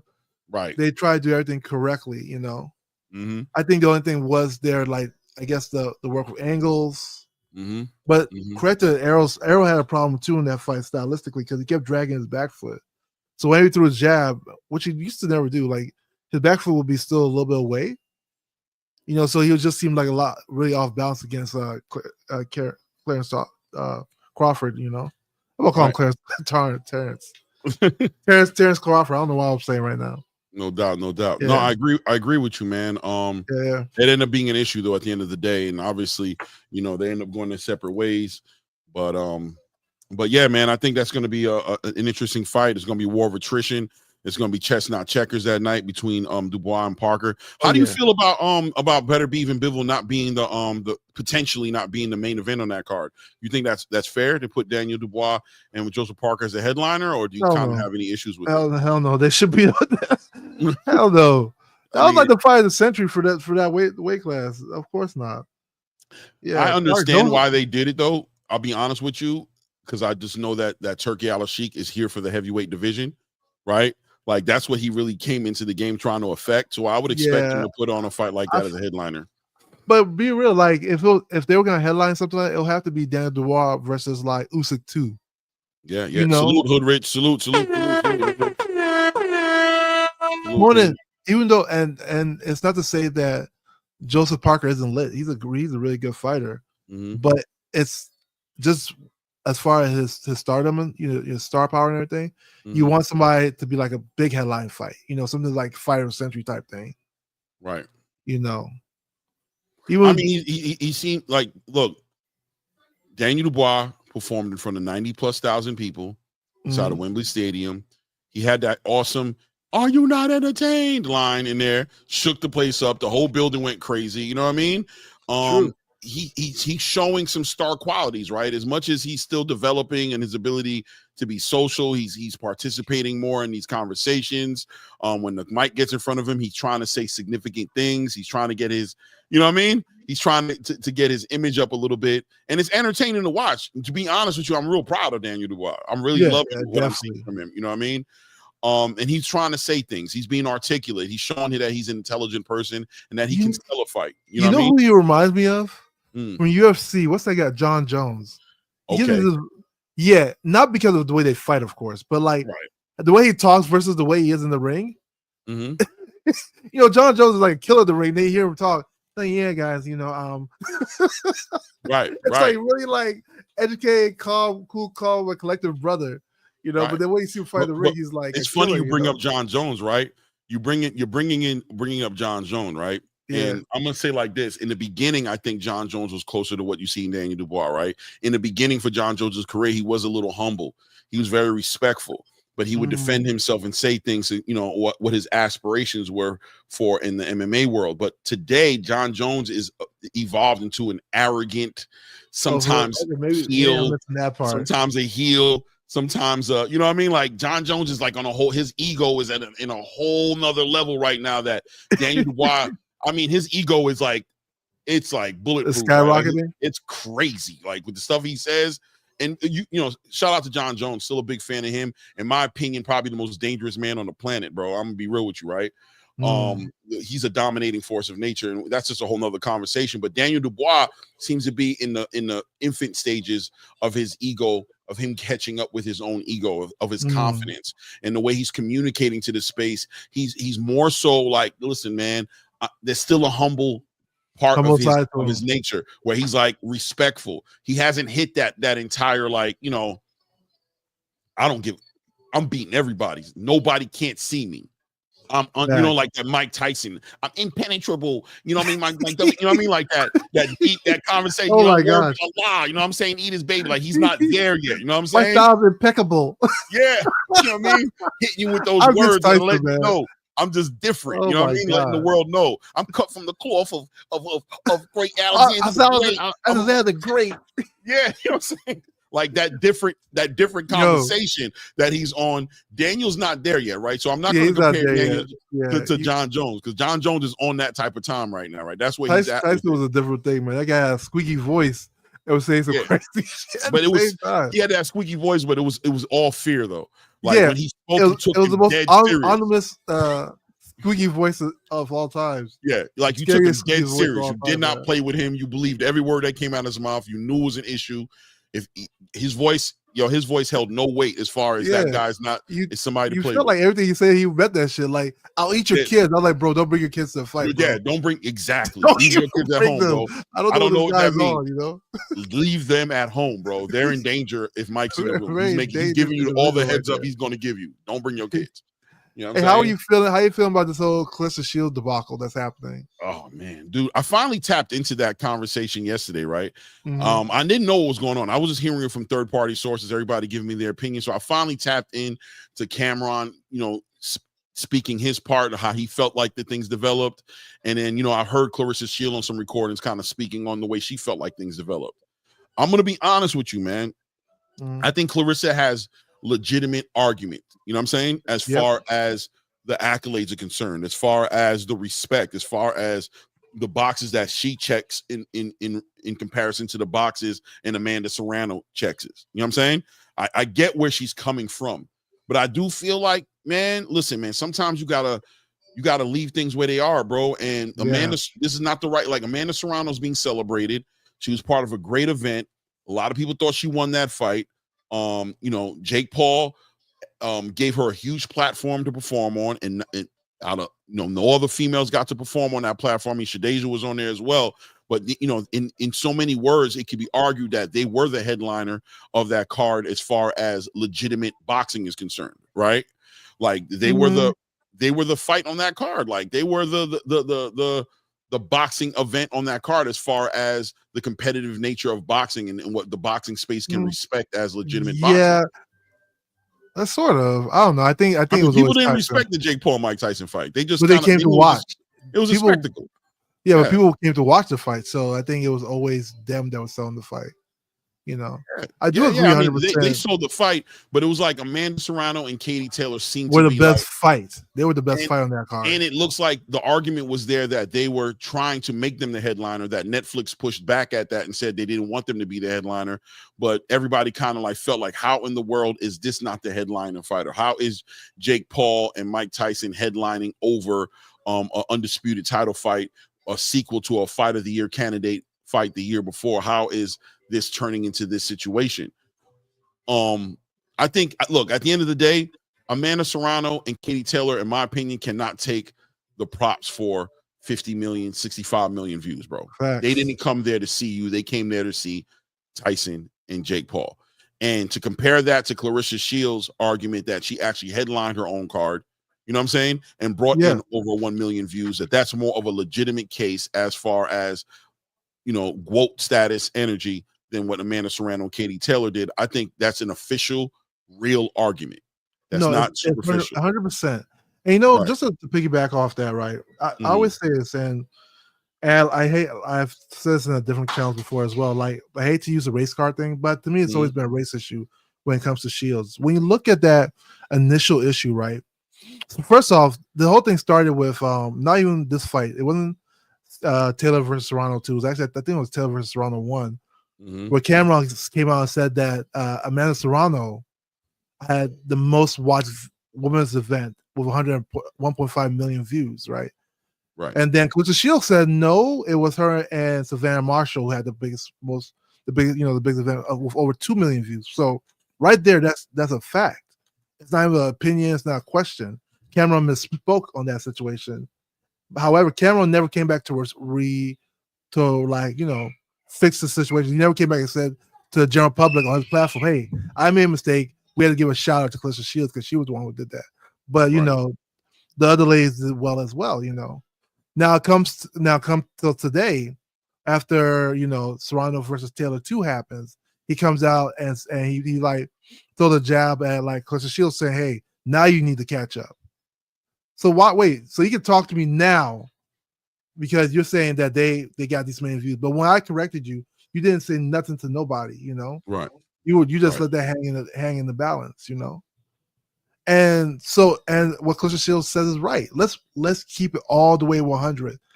Ryan Garcia versus Tank Davis. There's nobody on the co-main or undercard you're gonna be like is a pay-per-view star because they co-main that fight, or on the undercard of that fight you're gonna call them pay-per-view stars because they were on the Ryan Garcia versus Tank Davis card, right? All it is, hey, you guys were in a big event and y'all performed well. Right. How are you gonna give credit like that, And what she said is a fair assertion. People are trying to say. First of all, I don't know why people keep trying to trace it to like Amanda Serrano, because no matter what you think about how the fight went, Katie Taylor won both fights. Right. People are always trying to like, if Amanda Serrano won that fight, you know what we hear today? That she's way better than Clarissa Shields. That was the argument that people have been trying to push for a long time. They want Amanda Serrano to win so they can be like, oh, she's 2-time undisputed. Now Clarissa Shields has nothing against her. Right. You see what I'm saying? Because if you really focus on it, if you really look at what's happening, they're just tying it to Amanda Serrano. But Amanda Serrano was a challenger this fight because she lost the first fight and she lost the second fight, and that's a fact, regardless of how you felt about it, Right.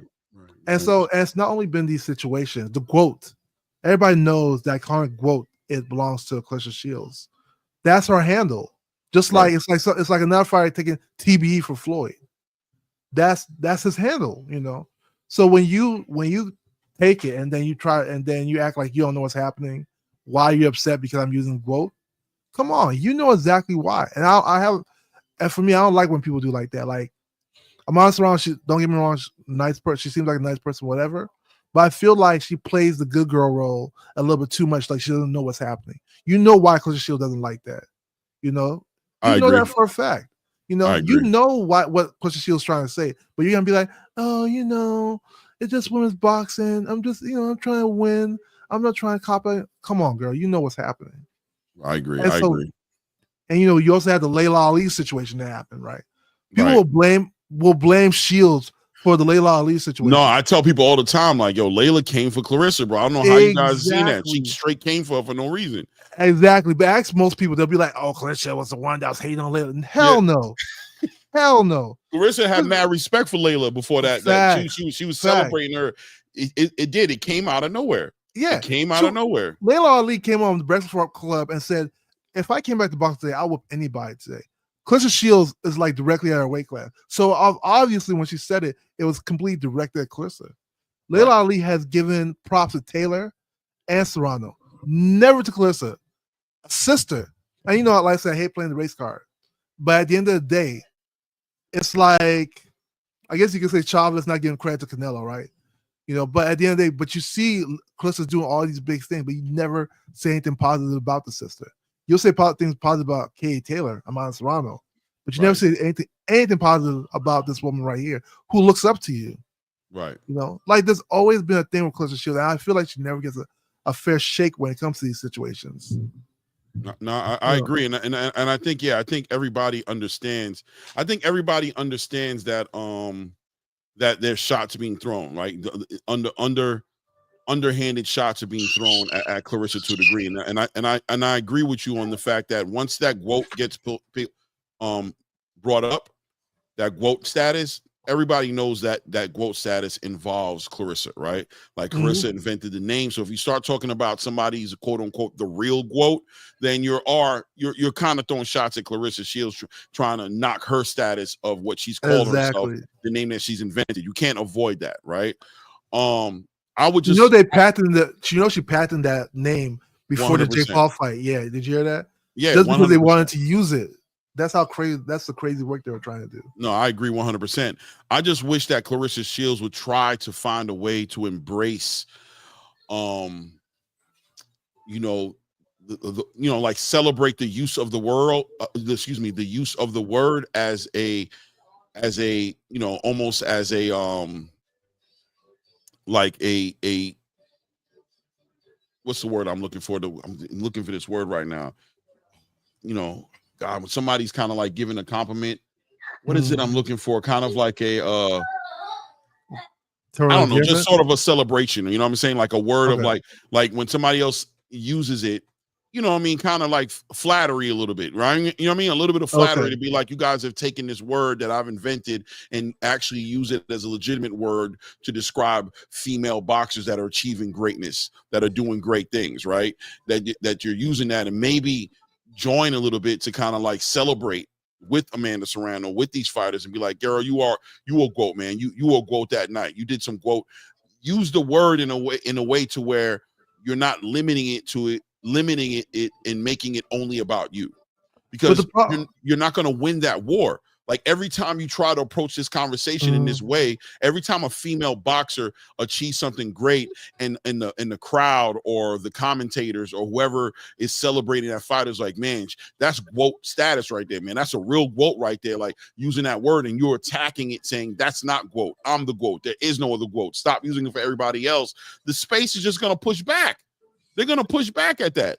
You know what I mean? And I don't know if that benefits Clarissa Shields in the bigger picture. I don't know if history shines a light on her that celebrates her for constantly confronting other females who are not in her weight class, who are just trying to be great in their own right, by always looking to humble them and always take their light when they're being celebrated, to jump in the conversation and say, no, she's not, I am.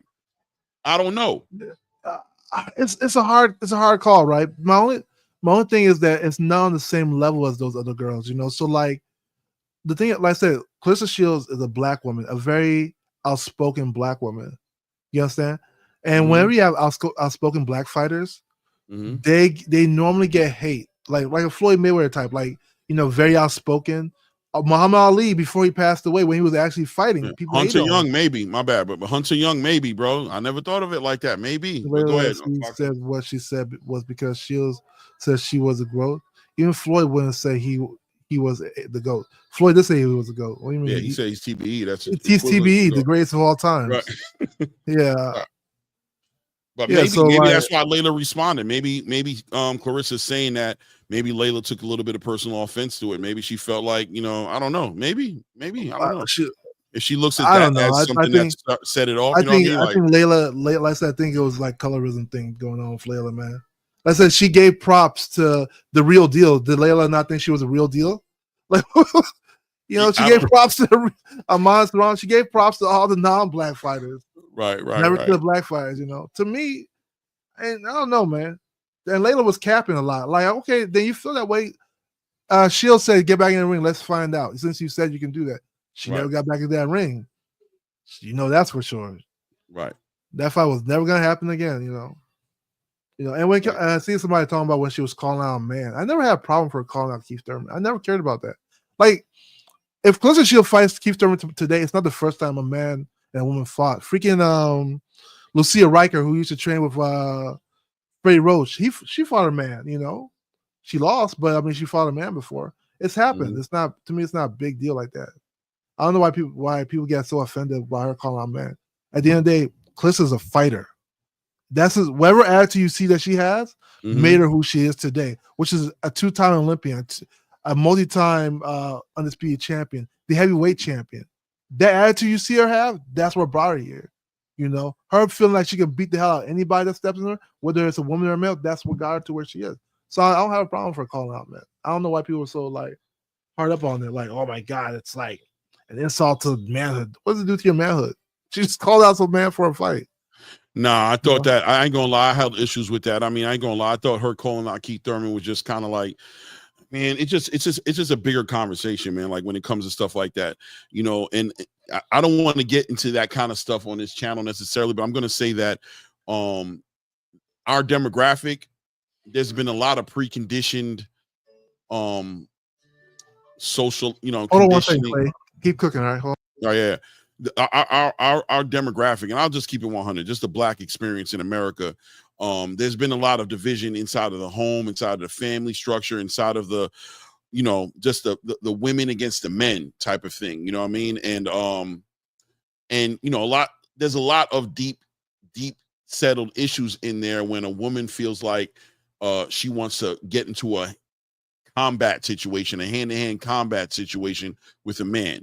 It just seems like the product of something foul that was started in the community. You know what I mean? And there's no win in that, right? Like there's no win in her fighting a Keith Thurman for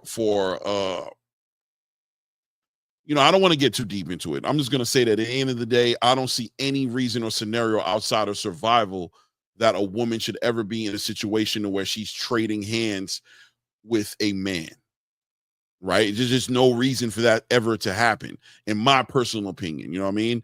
I find that to be toxic, and I think in the community where we come from, in our communities, that area has been a very gray area for a long time. And I'm not talking about in competition, but I'm just going to say in the violence in the streets. And now it seems like that crept into, a professional space to where it really had no home. It really has no home. You know what I mean? So yeah, her trying to challenge Keith Thurman, it didn't seem like anything positive was going to come out of that. It was either going to be more than likely Keith Thurman beating on a woman inside of a ring, or Keith Thurman being emasculated as a black man in front of the world by a woman in the ring. It just didn't seem like there was anything positive that was going to come out of it that was going to benefit the sport or relationships inside of our own community. I accept the fact that Clarissa Shields may have looked at it as her challenging herself to the highest level and trying her best to separate herself from women fighters and saying that she's beyond a woman fighter, that she's a fighter, period. I get it. I can see what she's thinking, but at the same time, man, it wasn't well thought out, I think. I just think it was not well thought out. It wasn't productive, and it looked bad. Because you wouldn't, I honestly, be honest with you, I don't think you would have seen a white woman talking about she wants to fight a man, or the Puerto Ricans. We saw that with Lucia Riker, remember? Who? Lucia Riker. Remember Lucia Riker? No, I don't know. What happened with that? Yeah, she fought a man. She was like, how'd that turn out? She lost. Yeah. How did it look? Be a lot of women, but she lost to the man. But I mean, like I said, I don't know. I feel you, but then it's like, I don't know. I feel like it's not that serious. If he had said, if Keith Thurman had said, "Hey, all right, let's do exhibition," I'd be like, okay, I think where it gets a little bit, the lines get muddled, is that then you have a question about, like, remember the whole argument about trans fighters, fighters who are trans, right? Like if you can fight a man, then what about somebody with a trans? Now then we're arguing that side as well, which I think isn't correct, Yeah, man. I mean, look, man. With that topic, what I'm saying, it's like to each their own to a degree. You know what I mean? But I know me don't personally. Don't forget who's coming to women's boxing though. Amani Khalif is coming, buddy. Yeah, what I mean. I just feel like Clarissa did cross some lines. She's actually played the heel a lot in these conversations, and I don't know how that benefits her in her career. I'm looking forward to see her movie next month. I want to see it, man. I want to see her story. I think the story may give us an opportunity to kind of get deeper into who she is and kind of understand a little bit better as far as where this unfounded need to validate herself in all spaces across the board, outside of what she's actually done in the ring, to like argue for herself. I can get it. I mean, you want to be recognized. You want to be recognized for the accomplishments that you've done, because you work hard to get those accomplishments. But there's something about people speaking for you and you constantly being the one that's speaking for yourself that brings a little bit of cringe and also a little bit of indifference with your position, and it hurts your image, I think, in the bigger picture, that you're always in these conversations with females specifically that you're never going to even fight because they're not even in your weight class, right? So what was she supposed to do then? You think she should just ignore? I don't know. I think she has to get humble and just accept the fact that she invented a word that is going viral in the boxing space, and that commentators and pugilists are using it to describe other female fighters, which I think has some flattery in there. embedded in there a little bit to know that they use the word that she's copyrighted it, maybe capitalize on it a little bit more by, shirts and merchandise and, what I mean? I don't know. I don't have the exact answer, but I know the whole entire idea of arguing and attacking everybody who wants to use this word in a way that doesn't involve you every time is toxic. I'm gonna be honest. Yeah, no, I feel you, man. I mean, I don't know. Maybe I know a lot of people don't like Clarissa Shields for whatever reason. I love Clarissa, man.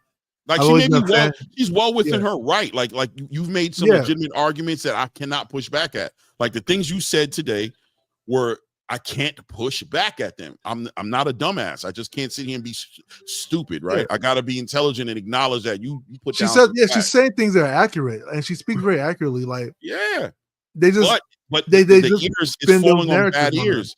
It's falling on deaf ears, and people are taking it as, damn, this girl just really just can't let nobody else get no shine.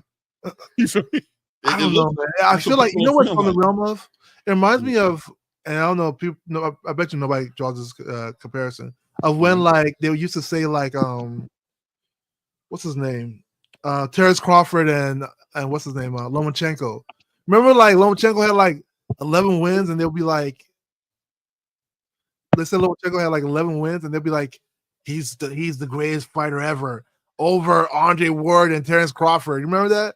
Right. And Terrence Crawford was like undisputed with like 40 wins. And Terrence Crawford never said anything about that. I don't think he really spoke much on that topic. Right. But it was crazy. It sounded nasty work to me, when I heard it. I feel like it's on that cusp where it's like, Clarissa Shields has accomplished so much, and do I not say anything because people, and let these people just take my shine? Yeah. Or do I say something that people are just gonna be like, "Oh, you're a hater," this and that? What's she hating? You can't hate if it's the truth, right?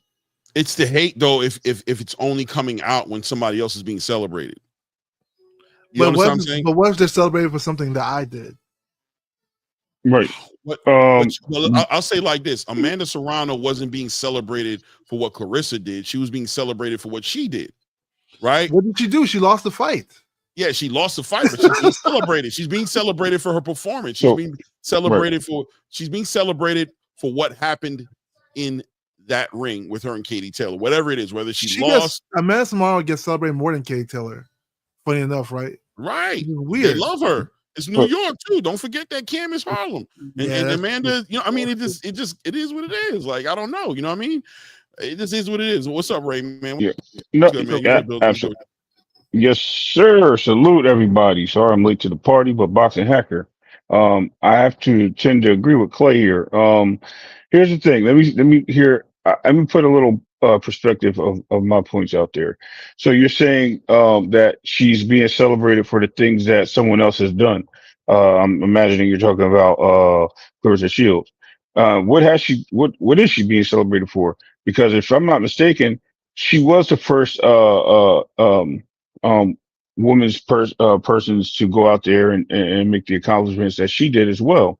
I mean, it doesn't matter if Clarissa did certain things. They're in different divisions, different pathways. They're not in the same limelight. The accomplishments are more so the fight she put on, not so much of what she did as accolades as being undisputed 2 times and this and that. It has to do with the competitiveness, and people respect that because she had a bigger eye watching. And when you see the bigger eye watching, people are celebrating what she did for women's boxing that night. Doesn't mean Clarissa Shields has not put up numbers or has not did certain things, but it was her time to shine. That's like you having a birthday party a week after mine because yours has more attention. I get mad at your birthday party. Like, yo, my birthday party was just as big, and I had a bash too. It changes the whole outcome of what's going on. We have to celebrate both females. They both did their thing, but to come out and say one thing and then turn around and show a discouragement towards another because they're in the same field as you, that's some type of hatred. That's some type of pushback to that person. And it shouldn't be like that. They should celebrate together because the sport has grown because of it. Now, Clarissa has pushed the sport to her limits of herself because she got eyes on her.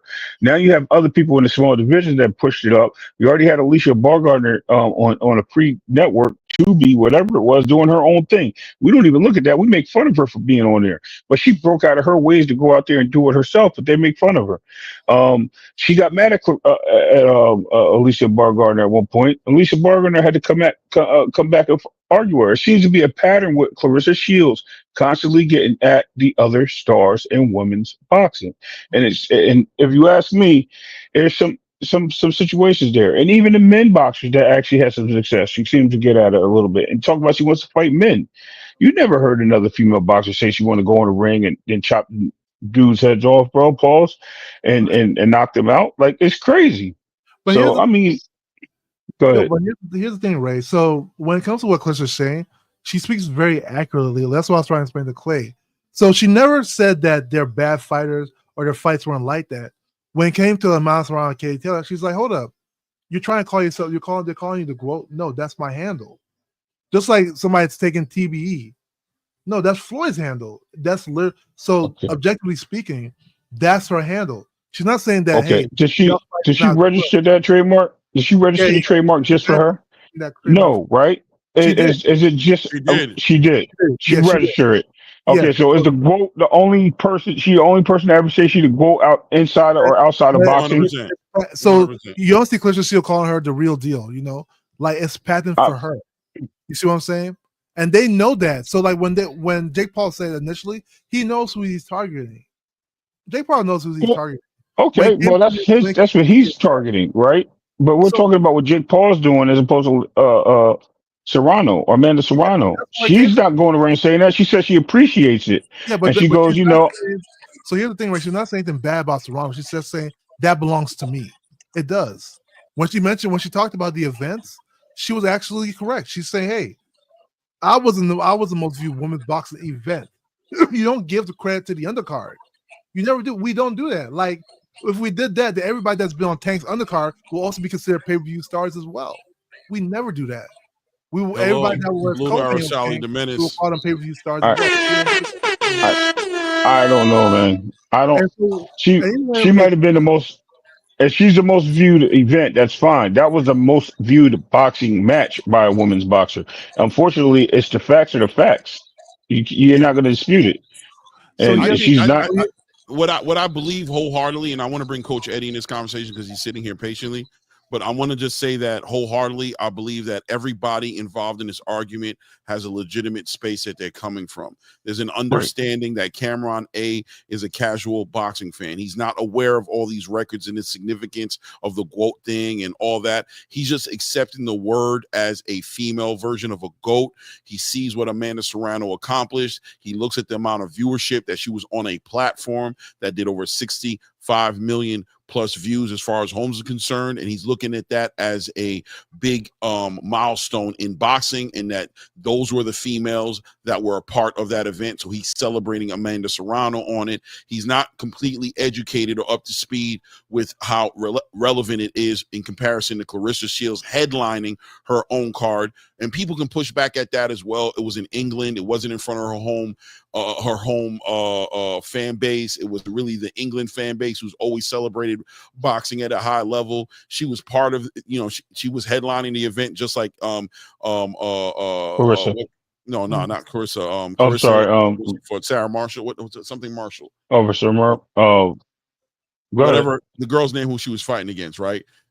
Was it Caitlin Marshall or Sarah Marshall? I can't remember what. Sure, who's else? Yeah, I know what you're talking about. Savannah Marshall, sorry, right? That's it. Against Savannah Marshall. I was trying. I knew it was with an S, but I couldn't get it right.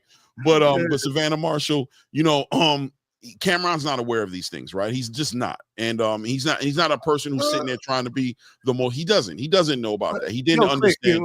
Look at it. Wait, hold on, right? Listen. He wasn't aware. Trust me. He might have been aware after Clarissa spoke to him through that DM. He might have been aware of what Clarissa was saying at that point, but also he's free to have his own opinion and be like, well, all right, man, I acknowledge how you're looking at it, but that's not what I'm talking about. What I'm talking about, more people saw Amanda Serrano fight Katie Taylor than saw you fight Savannah Marshall. Now, you might want to say you were the headline and they came for you, and maybe she wasn't the headline and they didn't come for her. But for Cameron, what's more significant is the amount of eyes that were on the event that saw Amanda Serrano. That's how he looks at it, as somebody who's a casual fan who doesn't care about the significance of your star power being what drove the views versus somebody else's star power driving the views, right? But at the same time, Claressa Shields is also well within her right to feel like that is not a bigger accomplishment in female boxing than what I did. That she didn't accomplish that. Her star power didn't bring those views. It was somebody else's star power that brought those views. So legitimately, I'm the GOAT in definition of why I invented the word. I check those boxes, right? Cameron is in his space and allowed to think the way he thinks, and I can see why he thinks the way he does. Claressa Shields is in her space thinking the way she does, and I think she's allowed to think the way she does. Even Amanda Serrano, who people might feel like it's disingenuous that she knows where Claressa's coming from because she's actually a boxer, whereas Cameron's more casual, that Amanda Serrano would understand that the significance of the accolades she was getting do not stand on the same platform as Claressa Shields' argument is. But at the same time, her also being her feelings about, damn, sis, let me get some shine. I'm being celebrated, and now you want to take away from my shine because you feel like I don't deserve any celebration right now. You somehow deserve to be brought up in this conversation. You somehow deserve to be celebrated when you didn't fight last weekend, right? She can be in her feelings about that as well. I do believe at the end of the day, the most important thing is the pushing forward of the sport, female boxing specifically, and that should be getting celebrated, and that Claressa sometimes may be confronted with two options: celebrating her own legacy and making sure that her name is always kept where it's supposed to be in the history books, which I can respect, but also being part of the conversation that celebrates and pushes other female boxers up to the forefront for the sake of female boxing. So she doesn't look like, and I'm talking about what she looks like, maybe she's not being that, but so she doesn't look like she's hating or trying to tear down other boxers at the cost of her being raised up to the top one way or the other. So I think everybody has a legitimate argument, but at some point we need to come to the common table of what's the bigger picture. And I don't know if Claressa Shields constantly intervening and interfering with these girls being celebrated, I don't know how much of the bigger picture is being taken into consideration when she speaks that way. I want to just go ahead and go to Coach Eddie and allow him to come into the conversation and speak his part as well. So guys, be patient and let's let Coach Eddie jump in the conversation. Salute, Coach. How you doing today? Hey, salute, Claymore. Salute to the panel. Yeah, I say everybody has no valid points by what in the conversation. My thing is, I think Claressa Shields has 6 million reasons to hate. And I think that's what it all boils down to. That's at the core. That is at the core, because she had an opportunity when Jake Paul first started boxing. She made fun of Jake Paul, said he wasn't a real boxer. She said she could beat Jake Paul. You know, for some reason, she always feels she's in my opinion, she's a very combative female. Mm-hmm. She can't beat Jake Paul. Jake Paul will knock her out. You know, I'm serious. He would knock her out. He's too freaking big. You know, women's boxing, it's the same, but it's different. Right. Women's boxing is a very small pool. That's why you see women world champions with 5 fights, 6 fights. That's unheard of in male boxing. You know, the talent pool is so shallow in women's boxing. Either you're really good or you're really bad. You know what I'm saying? There's a little bit of middle ground, but it's like some of them fights, man. It's like even I take Shadasia Green for instance. I mean, she's okay, but I mean, it's just women's boxing is just a different. To me, it's a different animal in comparison to men's boxing. So I don't understand why she would almost be unprovoked attacks on her male counterparts who never even mentioned her name. Always gave her praise. Never said anything bad about her. She just come out of the blue and say, I can beat Sean Porter. Sean Porter's a nice guy. Sean Porter doesn't talk bad about you. He praises you.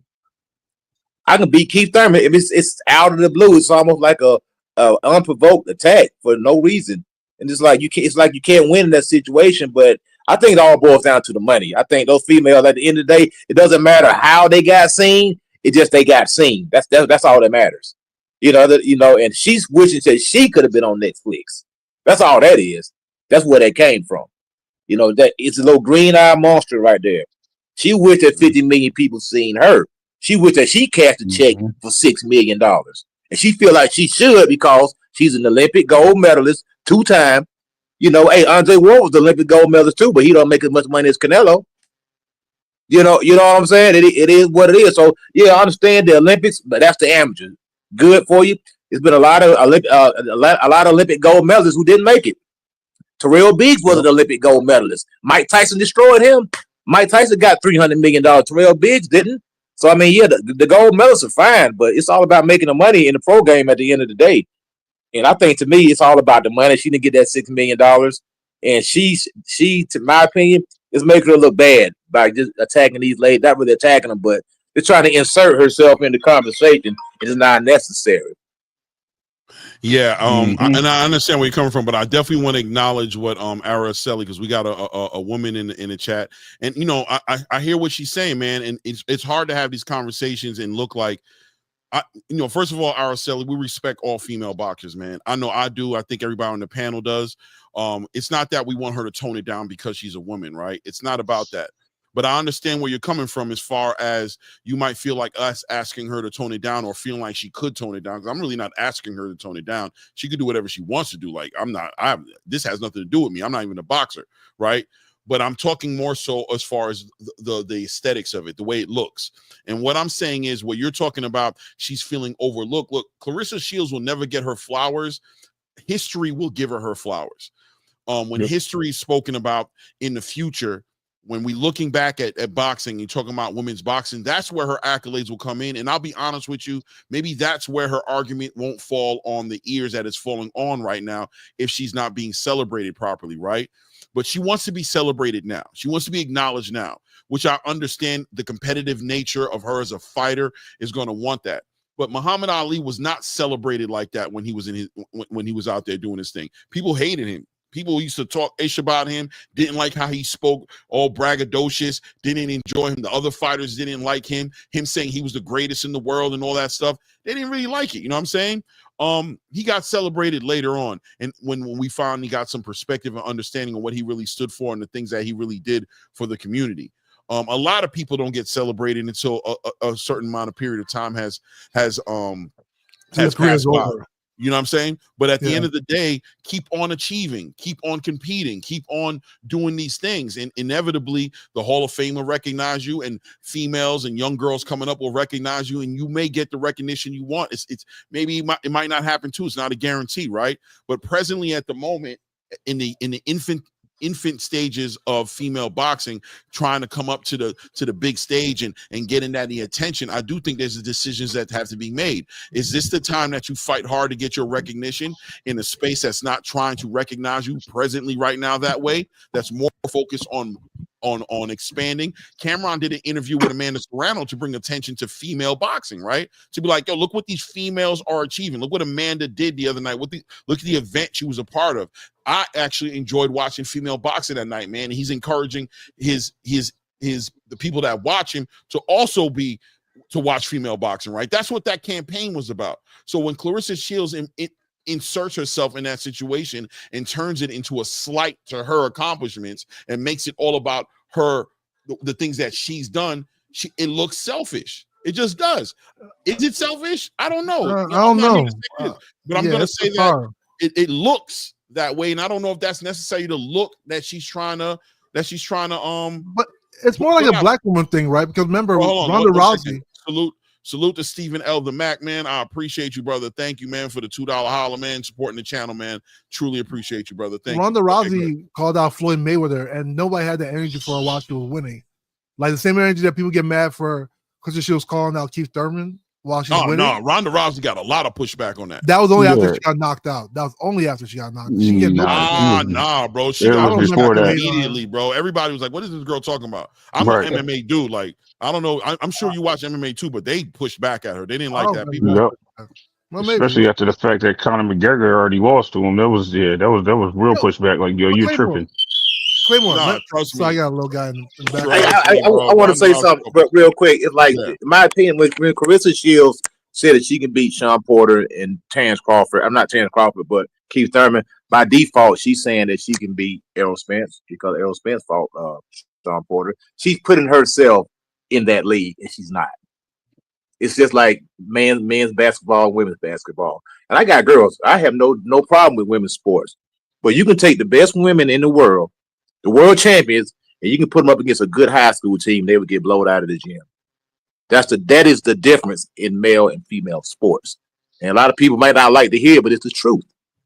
It is what. Think about LeBron James came straight out of high school. Sean Kemp came straight out of high school. Kobe Bryant came straight out of high school. You think they can play with those type of guys? So it's a different sport. That's why it's called women's boxing. Men's boxing is different. It's the same, but it's different. So yeah, I mean, I love women's boxing. I enjoy women's boxing, but I think with Carissa, she just like everybody's saying, it's coming off as envious. It's coming off as jealous. It's coming off as, hey, this is my moment to shine. Why are you interjecting yourself in? But Right. It sounds thing, right? Like, okay, look at it this way, guys. Look at it this way. Let's say I was a huge content creator, right? And then Claymore and let's say Blue Blood, right? You guys were like actually like in competition with each other, as content creators. This is just hypothetically speaking, right? And one day I come out and I say, "Wow, Blue Blood's doing way better than Claymore," right? And you come out and say, "Hold up!" And remember, I'm a big content creator, right? So I have like thousands of viewers or whatever. Yeah, like you have influence. That's my opinion. Right. If I'm wrong, it's actually like a disinformation campaign, right? Because it's going to so many different people. So you come back and correct me, say, hey, Boxer Hacker, look, I actually have more viewers than Blue at this stage. Look, if you look at our numbers, I actually have like more views. I never say anything to my platform. Remember, I just made a false statement. Never corrected a statement in my platform. So still that disinformation campaign still happens. Now let's say months later or a year later, Blue Blood actually does better than Claymore, right? And I come instead of like the first thing I say is I go back to Claymore and I'm like, hey Claymore, now you gotta catch up, right? Look at it. So Claymore corrected me the first time. I never corrected the situation. But as soon as Blue did do better, I just throw it in Claymore's face. Is it not wrong? Is it wrong for Claymore to speak up about it? Like, wow, you see that perspective? Like, I understand that. To say it? Right. So let's. I think. Right. I understand where you're coming from. Go ahead, Flyer. Yeah, I think that people just tend to overlook things because they're looking past the situation because Clarissa Shields is looked at as obnoxious. She's looked at as being arrogant. She only spar men, she don't spar women and stuff like that. So she's looked at as having a big head, but a lot of times it's still a double standard. People tend to overlook and undermine the accomplishments of black fighters, let alone a female black fighter. And so they tend to be very defensive of that. And for Clarissa Shields to say that she's the GOAT, that's something that she declared herself as. People didn't point to her and say that she's the GOAT. She made it up literally and said, "This is me." So that's something of her own. And then you have, somebody saying that somebody else is the GOAT, attributing that to somebody else, that's something that's personal to her. So it's like they're taking something that she created for herself and trying to make it for everybody, and I think people just looking past that. I don't think that she's wrong, for having that pushback, to somebody, trying. And Cameron was said to be reading from a card, so that's true. It wasn't just him, it was somebody else, who did that. Right. Well, I think Cam for the most part just was like, in all reality, anything I said or did, it was innocent. It was entertainment. It was me reading from a card. It didn't need to be, it wasn't a slight towards you. And for you to approach me with the energy of somebody who slighted you and turn this into a exposing, what I'm saying, and pointing fingers, that Harlem energy of Cam is going to come to the surface. If you try to play that game of quote unquote checking, or of looking a certain way, Cam's energy, Mace would have done the same shit. Anybody, Dame Dash, when you think about Harlem, whatever, that energy, that's what they gonna do. They're going to do what he did. And he said it to her. Like, this is going to go in a way that you're not going to like. I'm telling you, stop. Mm-hmm. You know, he started to feel like he was getting stalked and started feeling like she's trying to play with him, like he needs to be checked, even threatening to potentially, like, you know what I mean? Like other things that could happen. It's like, all right, well, you want to play that game? I'm going to start putting up videos of you getting laid out by that dude in sparring. I'm going to start talking shit about you, and I'm going to push the narrative even harder now. And we're going to play this game of a big bank take little bank, and we're going to see what ends up happening. And it even though Cam was reading from a card, he said he was reading, that he just repeated what was on the card. Do you actually believe that he don't know that Quote is attached to Clarissa Shields? He might understand it, but he might not understand that it's an exclusive thing, that by him using it for somebody else, it's throwing shots at Clarissa. He might understand and acknowledge that she was the first to do it, but he might not be in the same knowing of everybody else about how don't use that word for don't use that word for anybody else. That's what she gonna get mad. He's probably not conscious of that. It's just like, but my wife don't even watch boxing though, and my wife knows that Clarissa Shields. I don't know. I don't know, man. I think she don't even watch boxing. Hold on, listen, right? Everybody knows Quote goes with Clarissa. I'm not saying he's not aware of that she invented that word. I'm saying, is he aware of it to the point to understand that it's only hers? Is he aware that don't use it for nobody else but Clarissa Shields? Is he that conscious of it to the point to where he's understanding? I believe so, because he just be letting stuff slide, man. Just like he let Tio get away with throwing what he let Tio get off the hook. When Tio came on there and they was pressing him about saying what he said.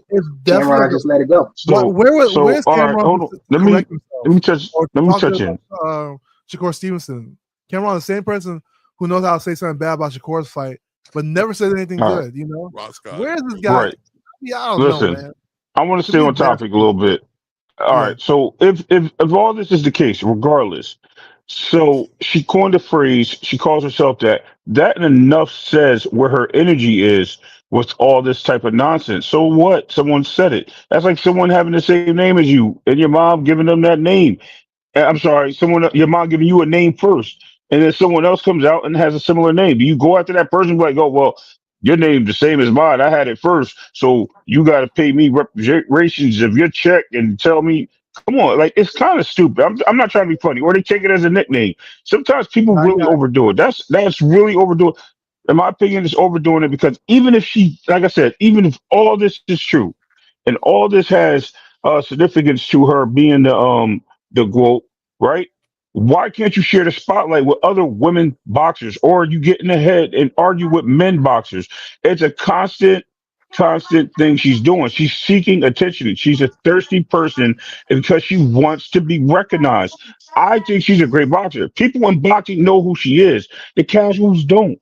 It's okay. And not all casuals don't. Most casuals don't. Like Flyer Frequency just said, his wife knows who she is, or she coined the phrase. That's cool, but not somebody named Joe that work at freaking IBM. Oh, you bad term. Ray, you remember when? Hold on. Let me finish. Let me land the plane here.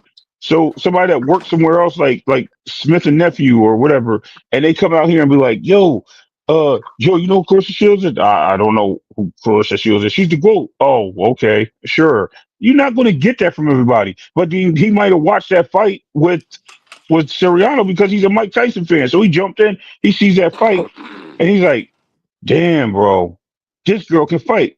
I ain't no woman fight like this. It's the speculation of the people that are outside of boxing. That's what Clay is explaining. Cam's not a boxing presser.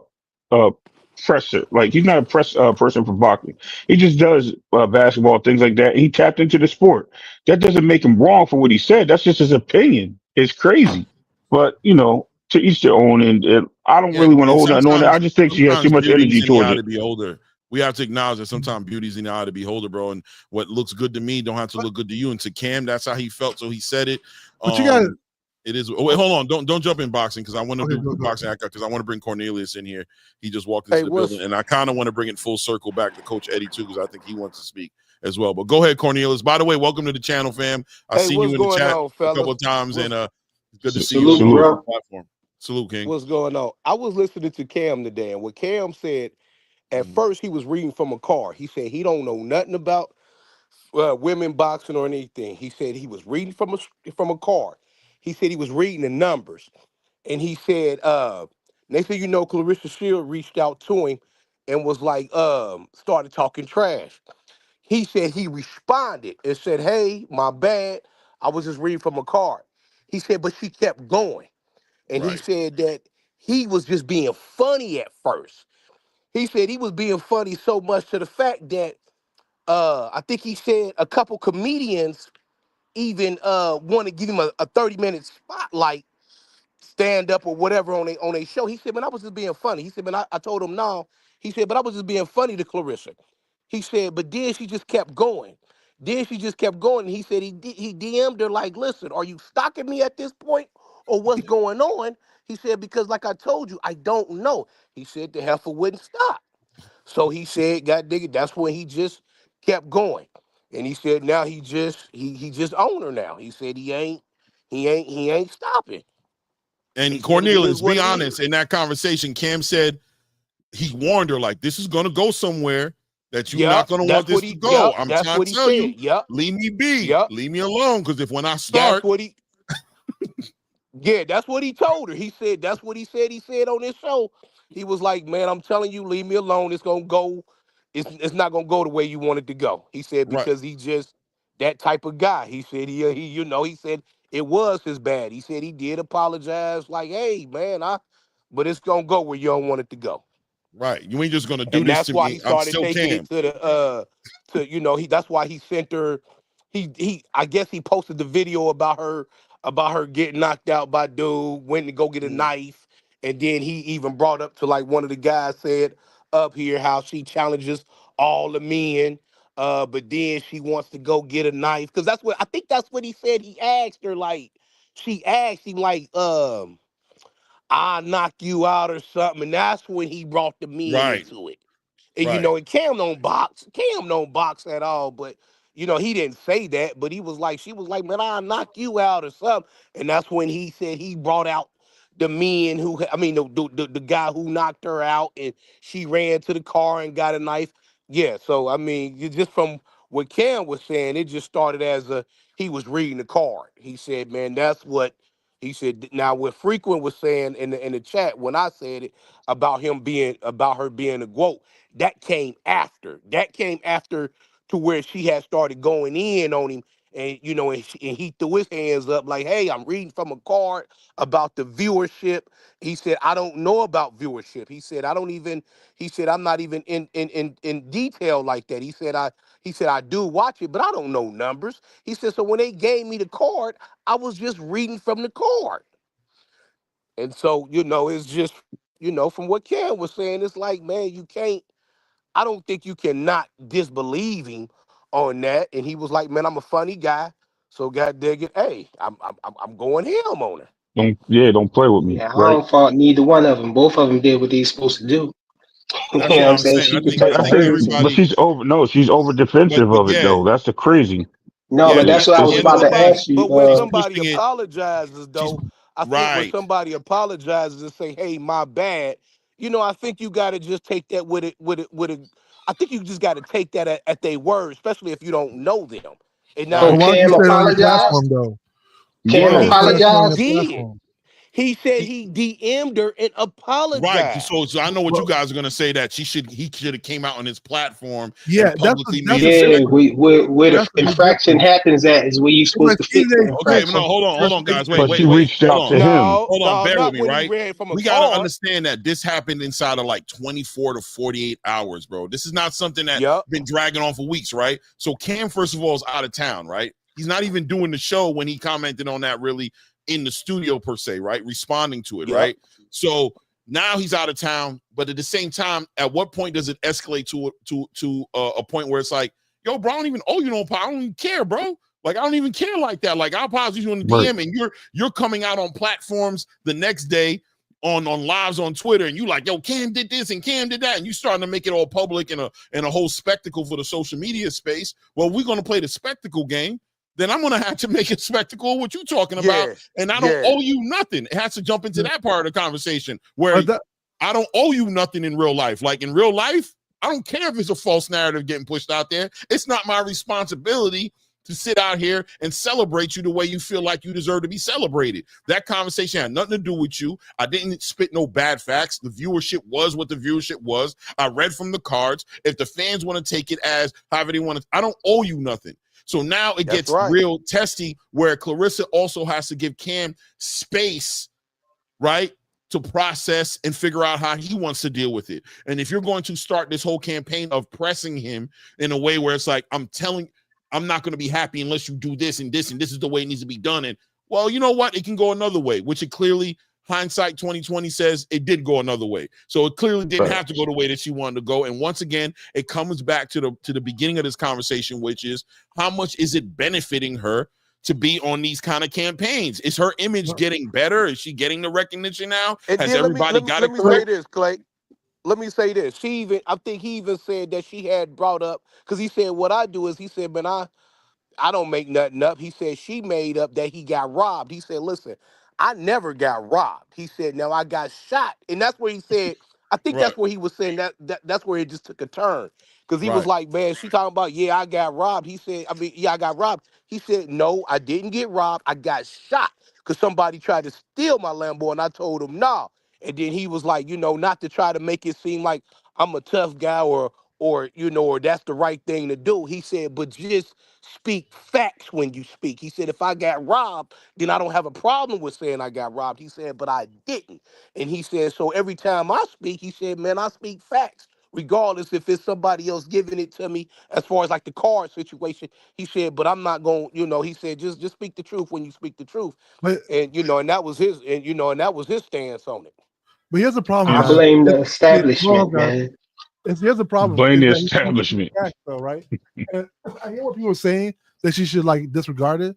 But Cam isn't just one person. He's a whole platform. It's literally like Stephen A. Smith coming out on his platform and saying something wrong about a fighter. And everybody be like, oh, didn't say anything. That's too many. Let's go there. Wait, not to interrupt. Mace tapped into that.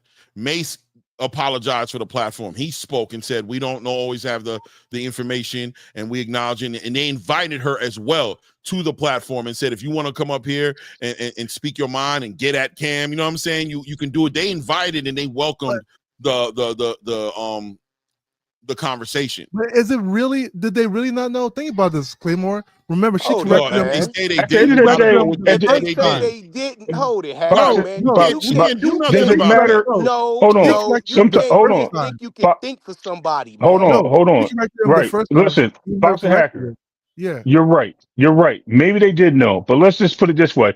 It is a phrase. It is something that was brought out there and made for women. Or a certain woman. So if somebody wants to say that, whether they're talking about a female basketball athlete, or they're talking about a tennis player that's a female, or they're talking about a rapper, or they're talking about anyone else in this sense of saying that word, that's just their opinion at the end of the day.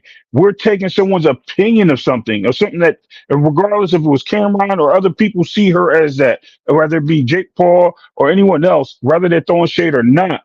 We have no right to judge those people for that.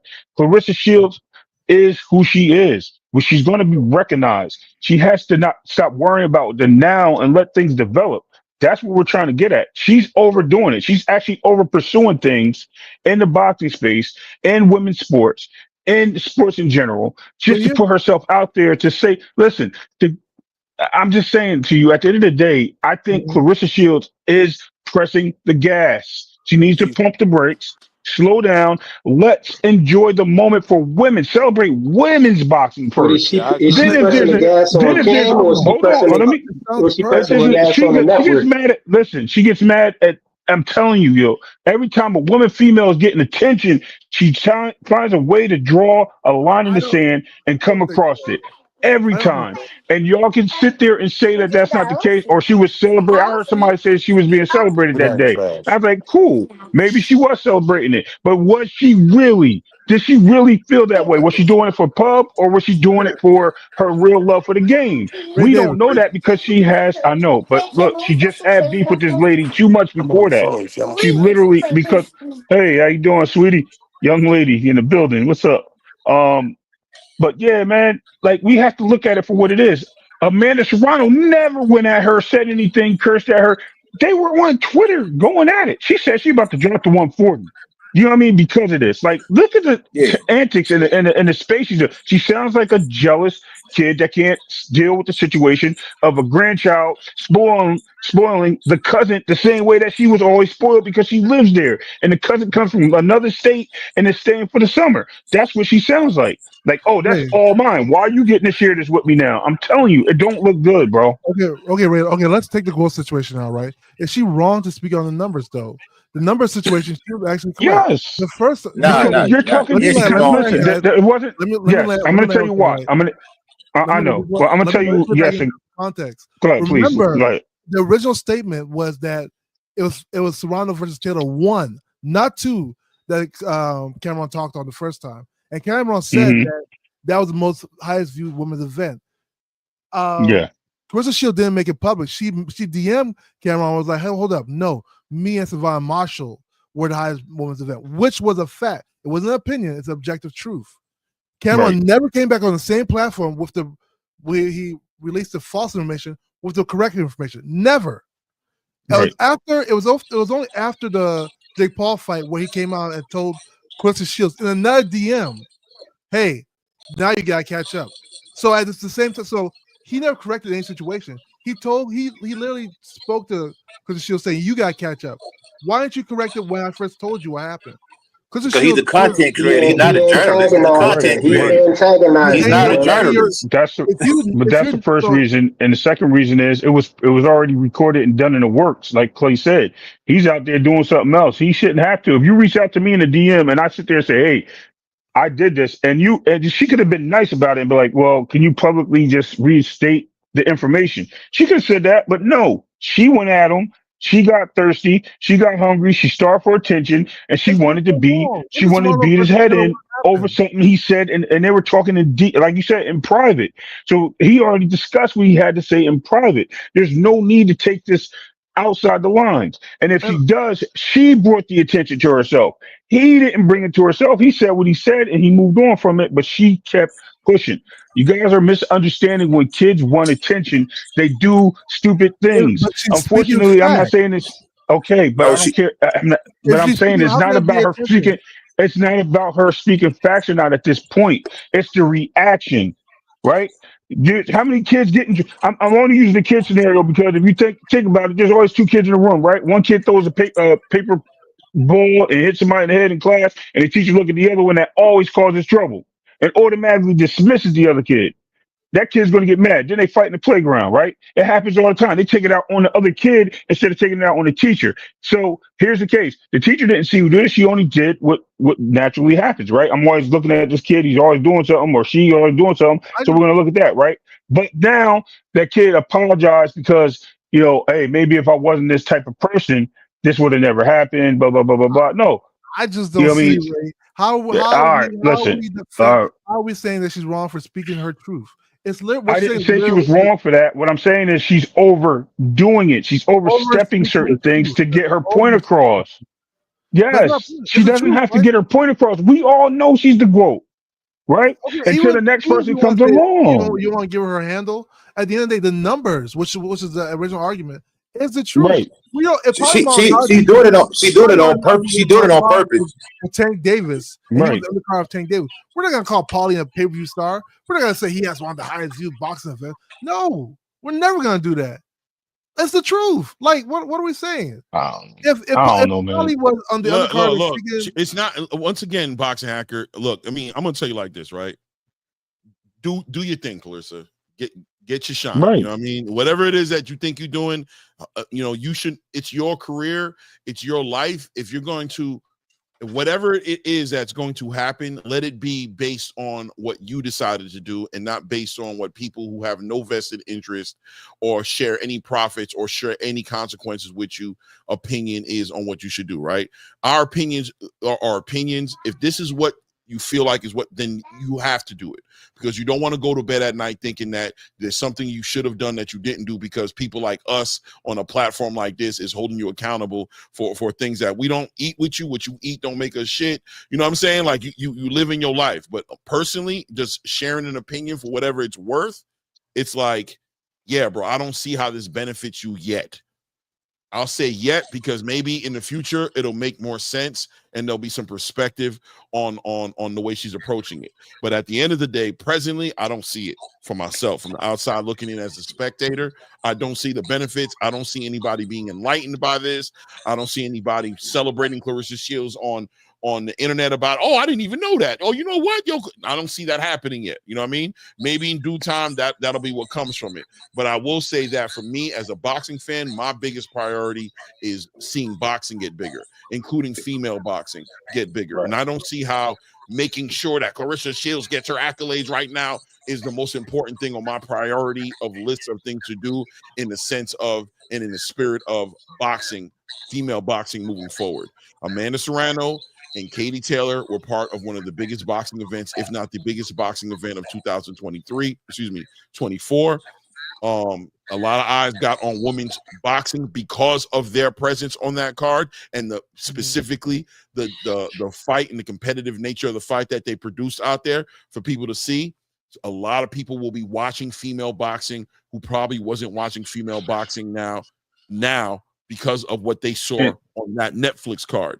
Yeah. Claressa Shields has also played her part, and she's done what she's done, and she was part of a huge event that happened in England between her and Savannah Marshall, and that fight opened up a lot of doors, and that's part of the reason why she gets the accolades as a GOAT as far as accomplishments as a female in the boxing space. She deserves to be celebrated, and I feel like we do celebrate her when we see her fight. When she had her last fight as a heavyweight and won her title, I celebrated her. I thought that was a great accomplishment by her. Another weight class, another championship, and she's pursuing supposedly to become undisputed in the heavyweight division. I'm going to be looking forward to see her accomplish those things, and we will be celebrating her as a GOAT when she accomplishes those things, right? So in time, as you are doing things, we're going to celebrate you, but the idea that you should get in front of other women being celebrated in their moments when they're doing GOAT quality things, when they're putting light on the boxing space, doesn't benefit you. It looks like you're hating. It looks like you're doing something that's just unnecessary right now. Maybe in the future we'll get it and it'll make more sense in the future. I feel you guys. I don't know. Yo, Claymore, I want to real quick as far as like the women's boxing and men's boxing. Our men boxers, they are open for constant criticism. Even when they lose, even when they win, we criticize them, and that's something that's totally different. That's why they have to understand. Women, they get praised regardless. A male fighter can go out and win, and we'll find something to critique him on. Oh, he didn't do this, he didn't do that, and it's constant. They don't get that. Women don't get that. Nobody talk about Claressa Shields' lack of power. She can't knock anybody else. If that was a male fighter, they'd be killing like they do Devin Haney. Oh, he's pillow fisted. He's this, he's that. So you can't say that you want to be compared to the men, but then don't want to take the same criticism that the men also defend themselves too. Remember that, Coach Eddie. Well, Mayweather always defend himself when they try to put shit over him, right? They try to say, Pacquiao. That's true. Yeah. So why are we upset, Claressa? I'm not upset with her. Yeah, nobody's upset with her. I'm just saying I think it's a big push, and not to mention, if I'm not mistaken, the first she did her Fight Valley, right? Wasn't that Fight Valley that she did? A movie she starred in that was based on, I think, her career early in 2016. She's been doing this for a long time. She's been celebrated for putting women's boxing on the map for a long time, Amanda Serrano. It's not that people are just overlooking Claressa Shields. They're looking at the longevity of this lady's career, how successful she has been. It's a whole bunch that is involved in it. You know what? Last time man. So let's keep it real. How old is Amanda Serrano? Ain't she like 36 or 37? Yeah, she's 36. So she's not out the door. Yeah, she's been. That's what I'm saying. 16. Yeah, exactly. I mean, she's been doing she's been putting in work for a long time.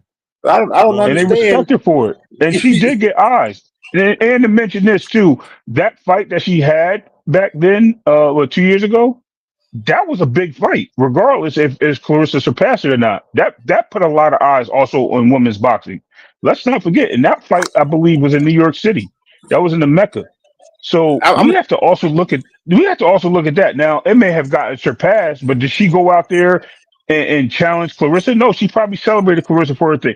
Even when Alicia Baumgartner celebrated Clarissa for becoming a heavyweight champion and being a person that with 5-6 division champion, she shot back at her like, "Get out my DMs, yo!" I'm telling you, there's something there that when she gets the buck, she's just competitive, ahead. man. And like, and I don't want to, she's just really competitive, and she came from an environment. That's why I said this movie's going to put perspective on it. I got so much love for Clarissa, bro. And I understand her heart. My ex-wife's father used to say to me, "I hear your heart." You know what I mean? And I hear her heart, and her heart is saying, y'all don't know the adversity. Y'all don't know what I had to go through to get here, man. I come from nothing. You know what I'm saying? I went to the Olympics. I won a gold medal. Then I lost. Nobody was there. I had to spar against men. I didn't come from a gym where women was being celebrated. Boxing wasn't supposed to be something that was realistic for me. I won 2 gold medals. Now I'm a professional, and I've earned all these accolades. And she's always been fighting since she was a younger. You can hear her when they had a little documentary on her, how she fought in school every day. You know what I mean? She's always had to fight. And then we don't know about her personal own insecurities that have also put her in the position that she's in. Excuse me. I understand and I empathize with her position, man. I get that it's deeper than rap. It's deeper than what Cameron said. It's deeper than what we're talking about on this platform. We're talking about a human being who has triumphed over all kinds of adversity to be in the position that she's in today. And I understand. And we want to celebrate her. When she does things, we try to celebrate her. We can't over celebrate her. I understand. Nobody can require Clarissa Shields to be a perfect person who just has the perfect temperament, who knows how to deal with all things in the practical way that adults deal with things. It's okay for her to have these moments, but also at some point in time, I would hope that she would look back, audit her behavior, and understand that there's a bigger picture, and then curtail that behavior in a way that not only benefits her, but also when you're looking at the bigger picture, which is the sport of boxing for women, and understanding what you guys are going through right now, make that potentially the bigger picture, because that's what's more important right now. You know what I mean? For boxing, maybe not for Clarissa Shields in particular, but in time, wherever female boxing goes, nobody can never acknowledge those accomplishments without acknowledging the contributions that Clarissa Shields has done for the sport at that time. So 20, 30, 40 years from now, how are you going to be able to speak about female boxing and wherever it's at without bringing up Clarissa Shields? No way. And I'll tell you what, if that time ever comes and they're not mentioning Clarissa Shields, then it's our job as content creators to make sure that she is brought up in the right light. But right now, at the present moment, she could probably do better than sitting here getting into fights. I'll tell you what, he has a big platform. Now, if Cameron is well within his right to be like, you know what, I'm not covering female boxing no more. It's not worth the hassle. I don't got time to deal with a bunch of females in my DM trying to check me and put me on. I don't got time for it. You know what? I'm just going, that's just a platform with however million subscribers or whatever it is that are watching that don't get an opportunity to hear about female boxing based on it being paramount that you be celebrated every time that word, the quote, is mentioned. You know what I'm saying? So, take it for what it's worth. Everybody's free, not just Clarissa Shields. Clarissa Shields is free to express her opinion. She's free to press people, and Cameron is free to never say your damn name and never acknowledge female boxing again. How does that help female boxing get bigger? There has to be a bigger picture. You got to stand for something at the end of the day and understand that it's beyond just you. It is what it is. I'm going to give everybody an opportunity to go ahead and put their last statements out there. We're at a 3-hour mark. I didn't want to go this long, but the conversation was very stimulating. I appreciate the engagement. I see Boxing Hackers trying to slide out of here without saying nothing. He did it with $5. Try to be slick with it.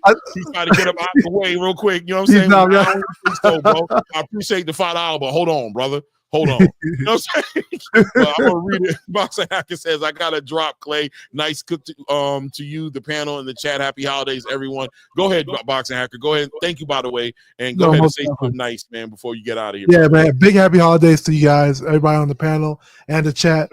Like I said before, just to close the argument, like I said, I feel like it's I don't know. I've been watching boxing for a long time. I've seen these kind of narratives play out. I feel like race has something to do with it. I'm not gonna lie. I feel like if Calista was a white woman, a Spanish woman, somebody who wasn't black, and she was doing all these things, we wouldn't be here. In fact, her poster will be everywhere. And I think that's something that we neglect to see a lot of times, because it's not only been these instances. Top Rank tried to make all these other women above Claressa Shields as well. Like, they've always been doing this.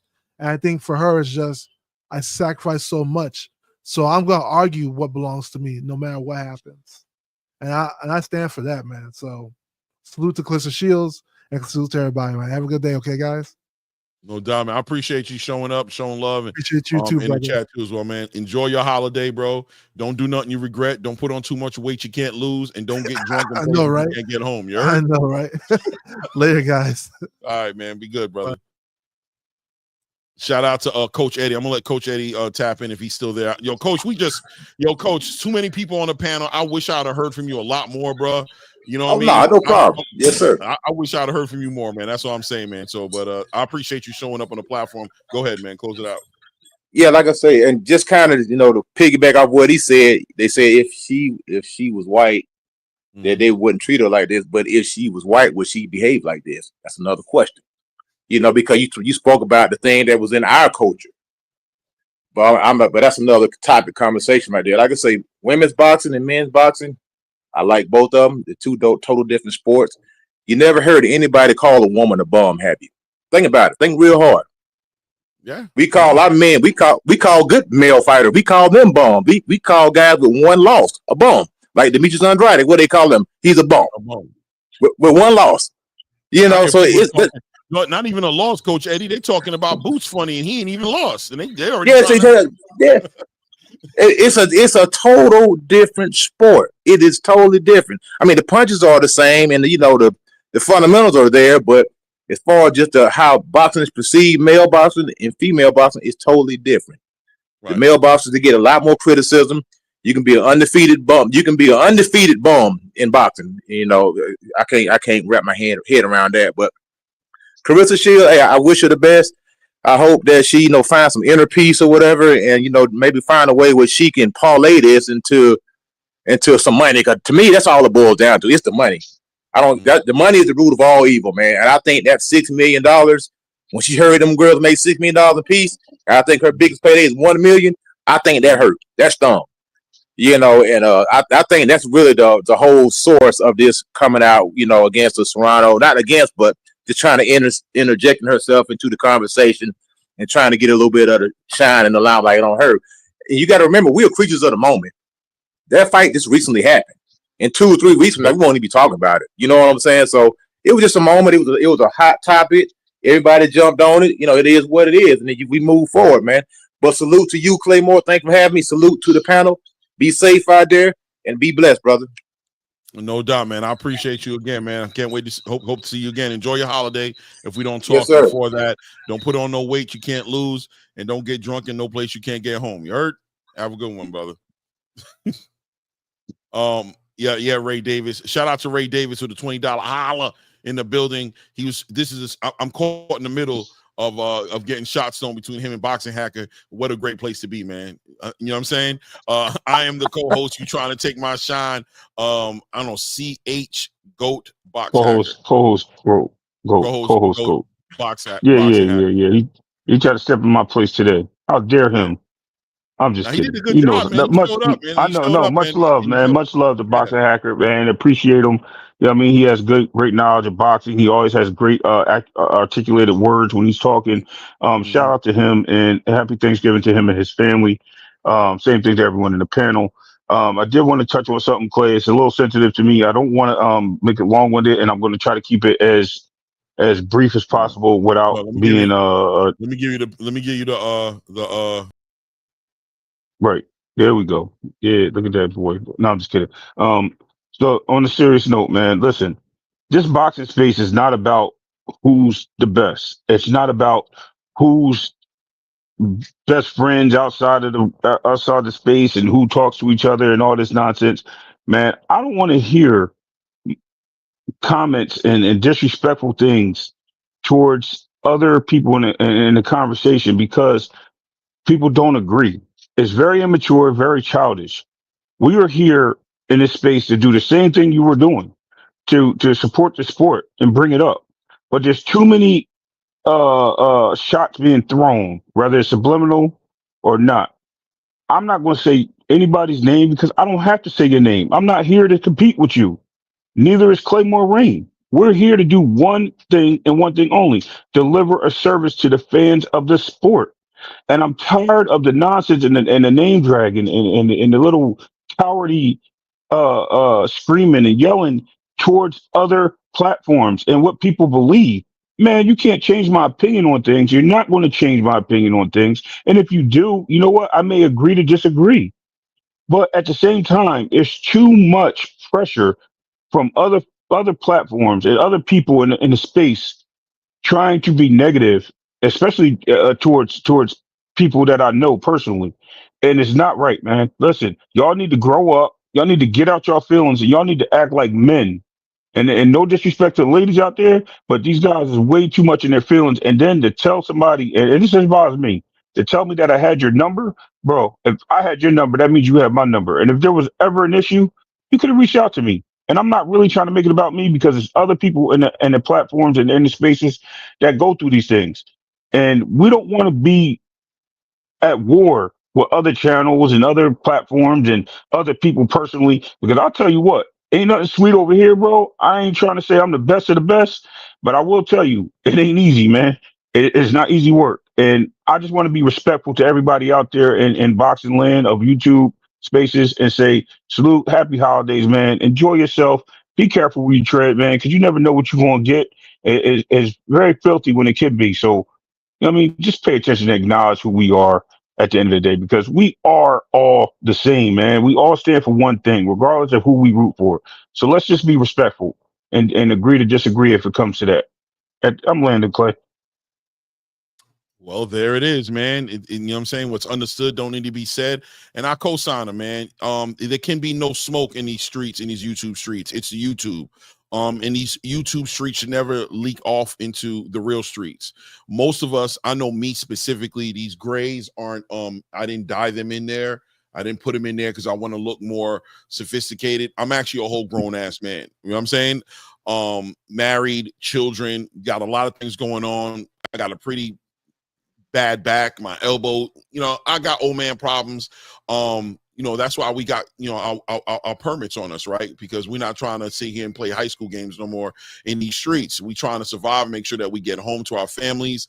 Nobody in my age bracket and group, or I'll be honest with you, nobody period should be in a position to where we're challenging each other in that kind of way. You won't hear this platform throwing shots at other channels and bringing up, you know, by name, or I don't know, we could disagree with arguments being put out there on boxing, you know what I'm saying? But nobody on this platform is going to be pushing that type of energy out there. We don't support it. Just because I'm not cool with one boxing creator, I don't see why other boxing creators that are affiliated with him would want to make me your enemy now. That's me and that person's issues. If we've never had an actual experience in between us that was negative, I don't understand how we could be in a space that we're at each other's throats, right? So it'll never happen. You won't get that attention over here.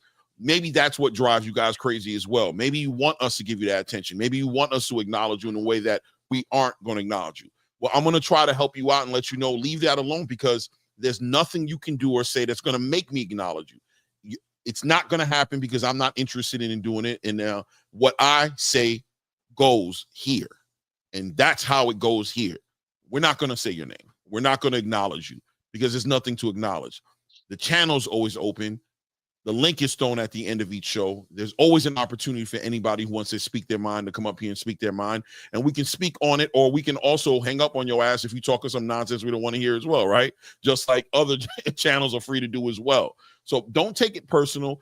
Don't make it personal, and don't paint pictures that have you looking like you're being attacked when nobody, it's just not happening, right? We're talking about boxing, and that's where I'm going to land the plane. I'm going to wish everybody a happy holiday. I'm going to say everybody be safe. Don't put on no weight that you can't lose. Don't get drunk in any spaces that you can't get home at. Be safe. Shout out to your families. The love is real. I want you guys to have the best holiday. Let's get back to this boxing as soon as possible. We'll be back on in the morning. It will be Thanksgiving. There'll be a Thanksgiving show kicking off at the same regular time. If you feel like building, I'll be available to build on some boxing, and we'll keep it popping from there and keep it moving. Love you guys. Love you guys. Y'all stay safe. And at this point, you know how we carry it. One more thing, Clay. Nice. Okay. Yeah, we out. But I just want to know, that was a great color you chose today, bro. I like that. Which one? Oh, that green? Oh, yeah.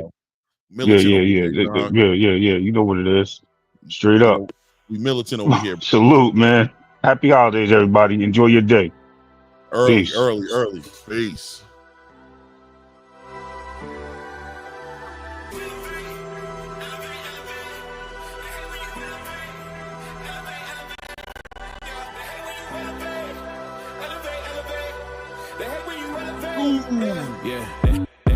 They hate when you elevate.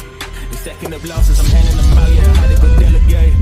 It feel like I'm floating, I'm lost in the moment. I swear I could levitate. They never believed that I would really fly. I had to go demonstrate. I had to set them straight. They hate when you elevate. They hate when you elevate. Yeah, they hate when you elevate. They hate when you elevate. Yeah, I had to elevate. I'm way too fly. Yeah, I'm feeling myself. Ain't no chance I'm coming down, no. Got a soul view to myself, yeah. Why would I give it up? Why do they wanna come take my place? I work too hard for it, don't need a replacement. This my vocation. Now I got rollies all in rotation. Hop on a jet just to take a vacation. Remember the moments was trapped in the basement. Now the hard work is all taking me places. Water all blood like we trapped in the matrix. Bet on myself and go ball out in Vegas. Living a life like I'm rich and I'm famous. Don't see the grind that I know that it came with. Oh. I ain't make it this far for myself, yeah. I had to prove to everybody else. I had to set them straight. Yeah, I had to ball, so I had to renovate. I know they hate when you elevate. The second of losses, I'm handing them out. Yeah, I had to go delegate. It feel like I'm floating, I'm lost in the moment. I swear I could levitate. They never believed that I would really fly. I had to go demonstrate. I had to set them straight. They hate when you elevate. They hate when you elevate. Yeah, they hate when you elevate. They hate when you elevate. Yeah, I had to elevate. Ooh, yeah, why they wanna put me down?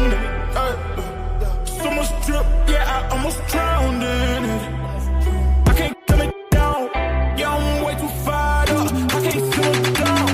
Ooh, yeah. I see the flashing lights. Make sure the fashion right. Yeah, I'm in my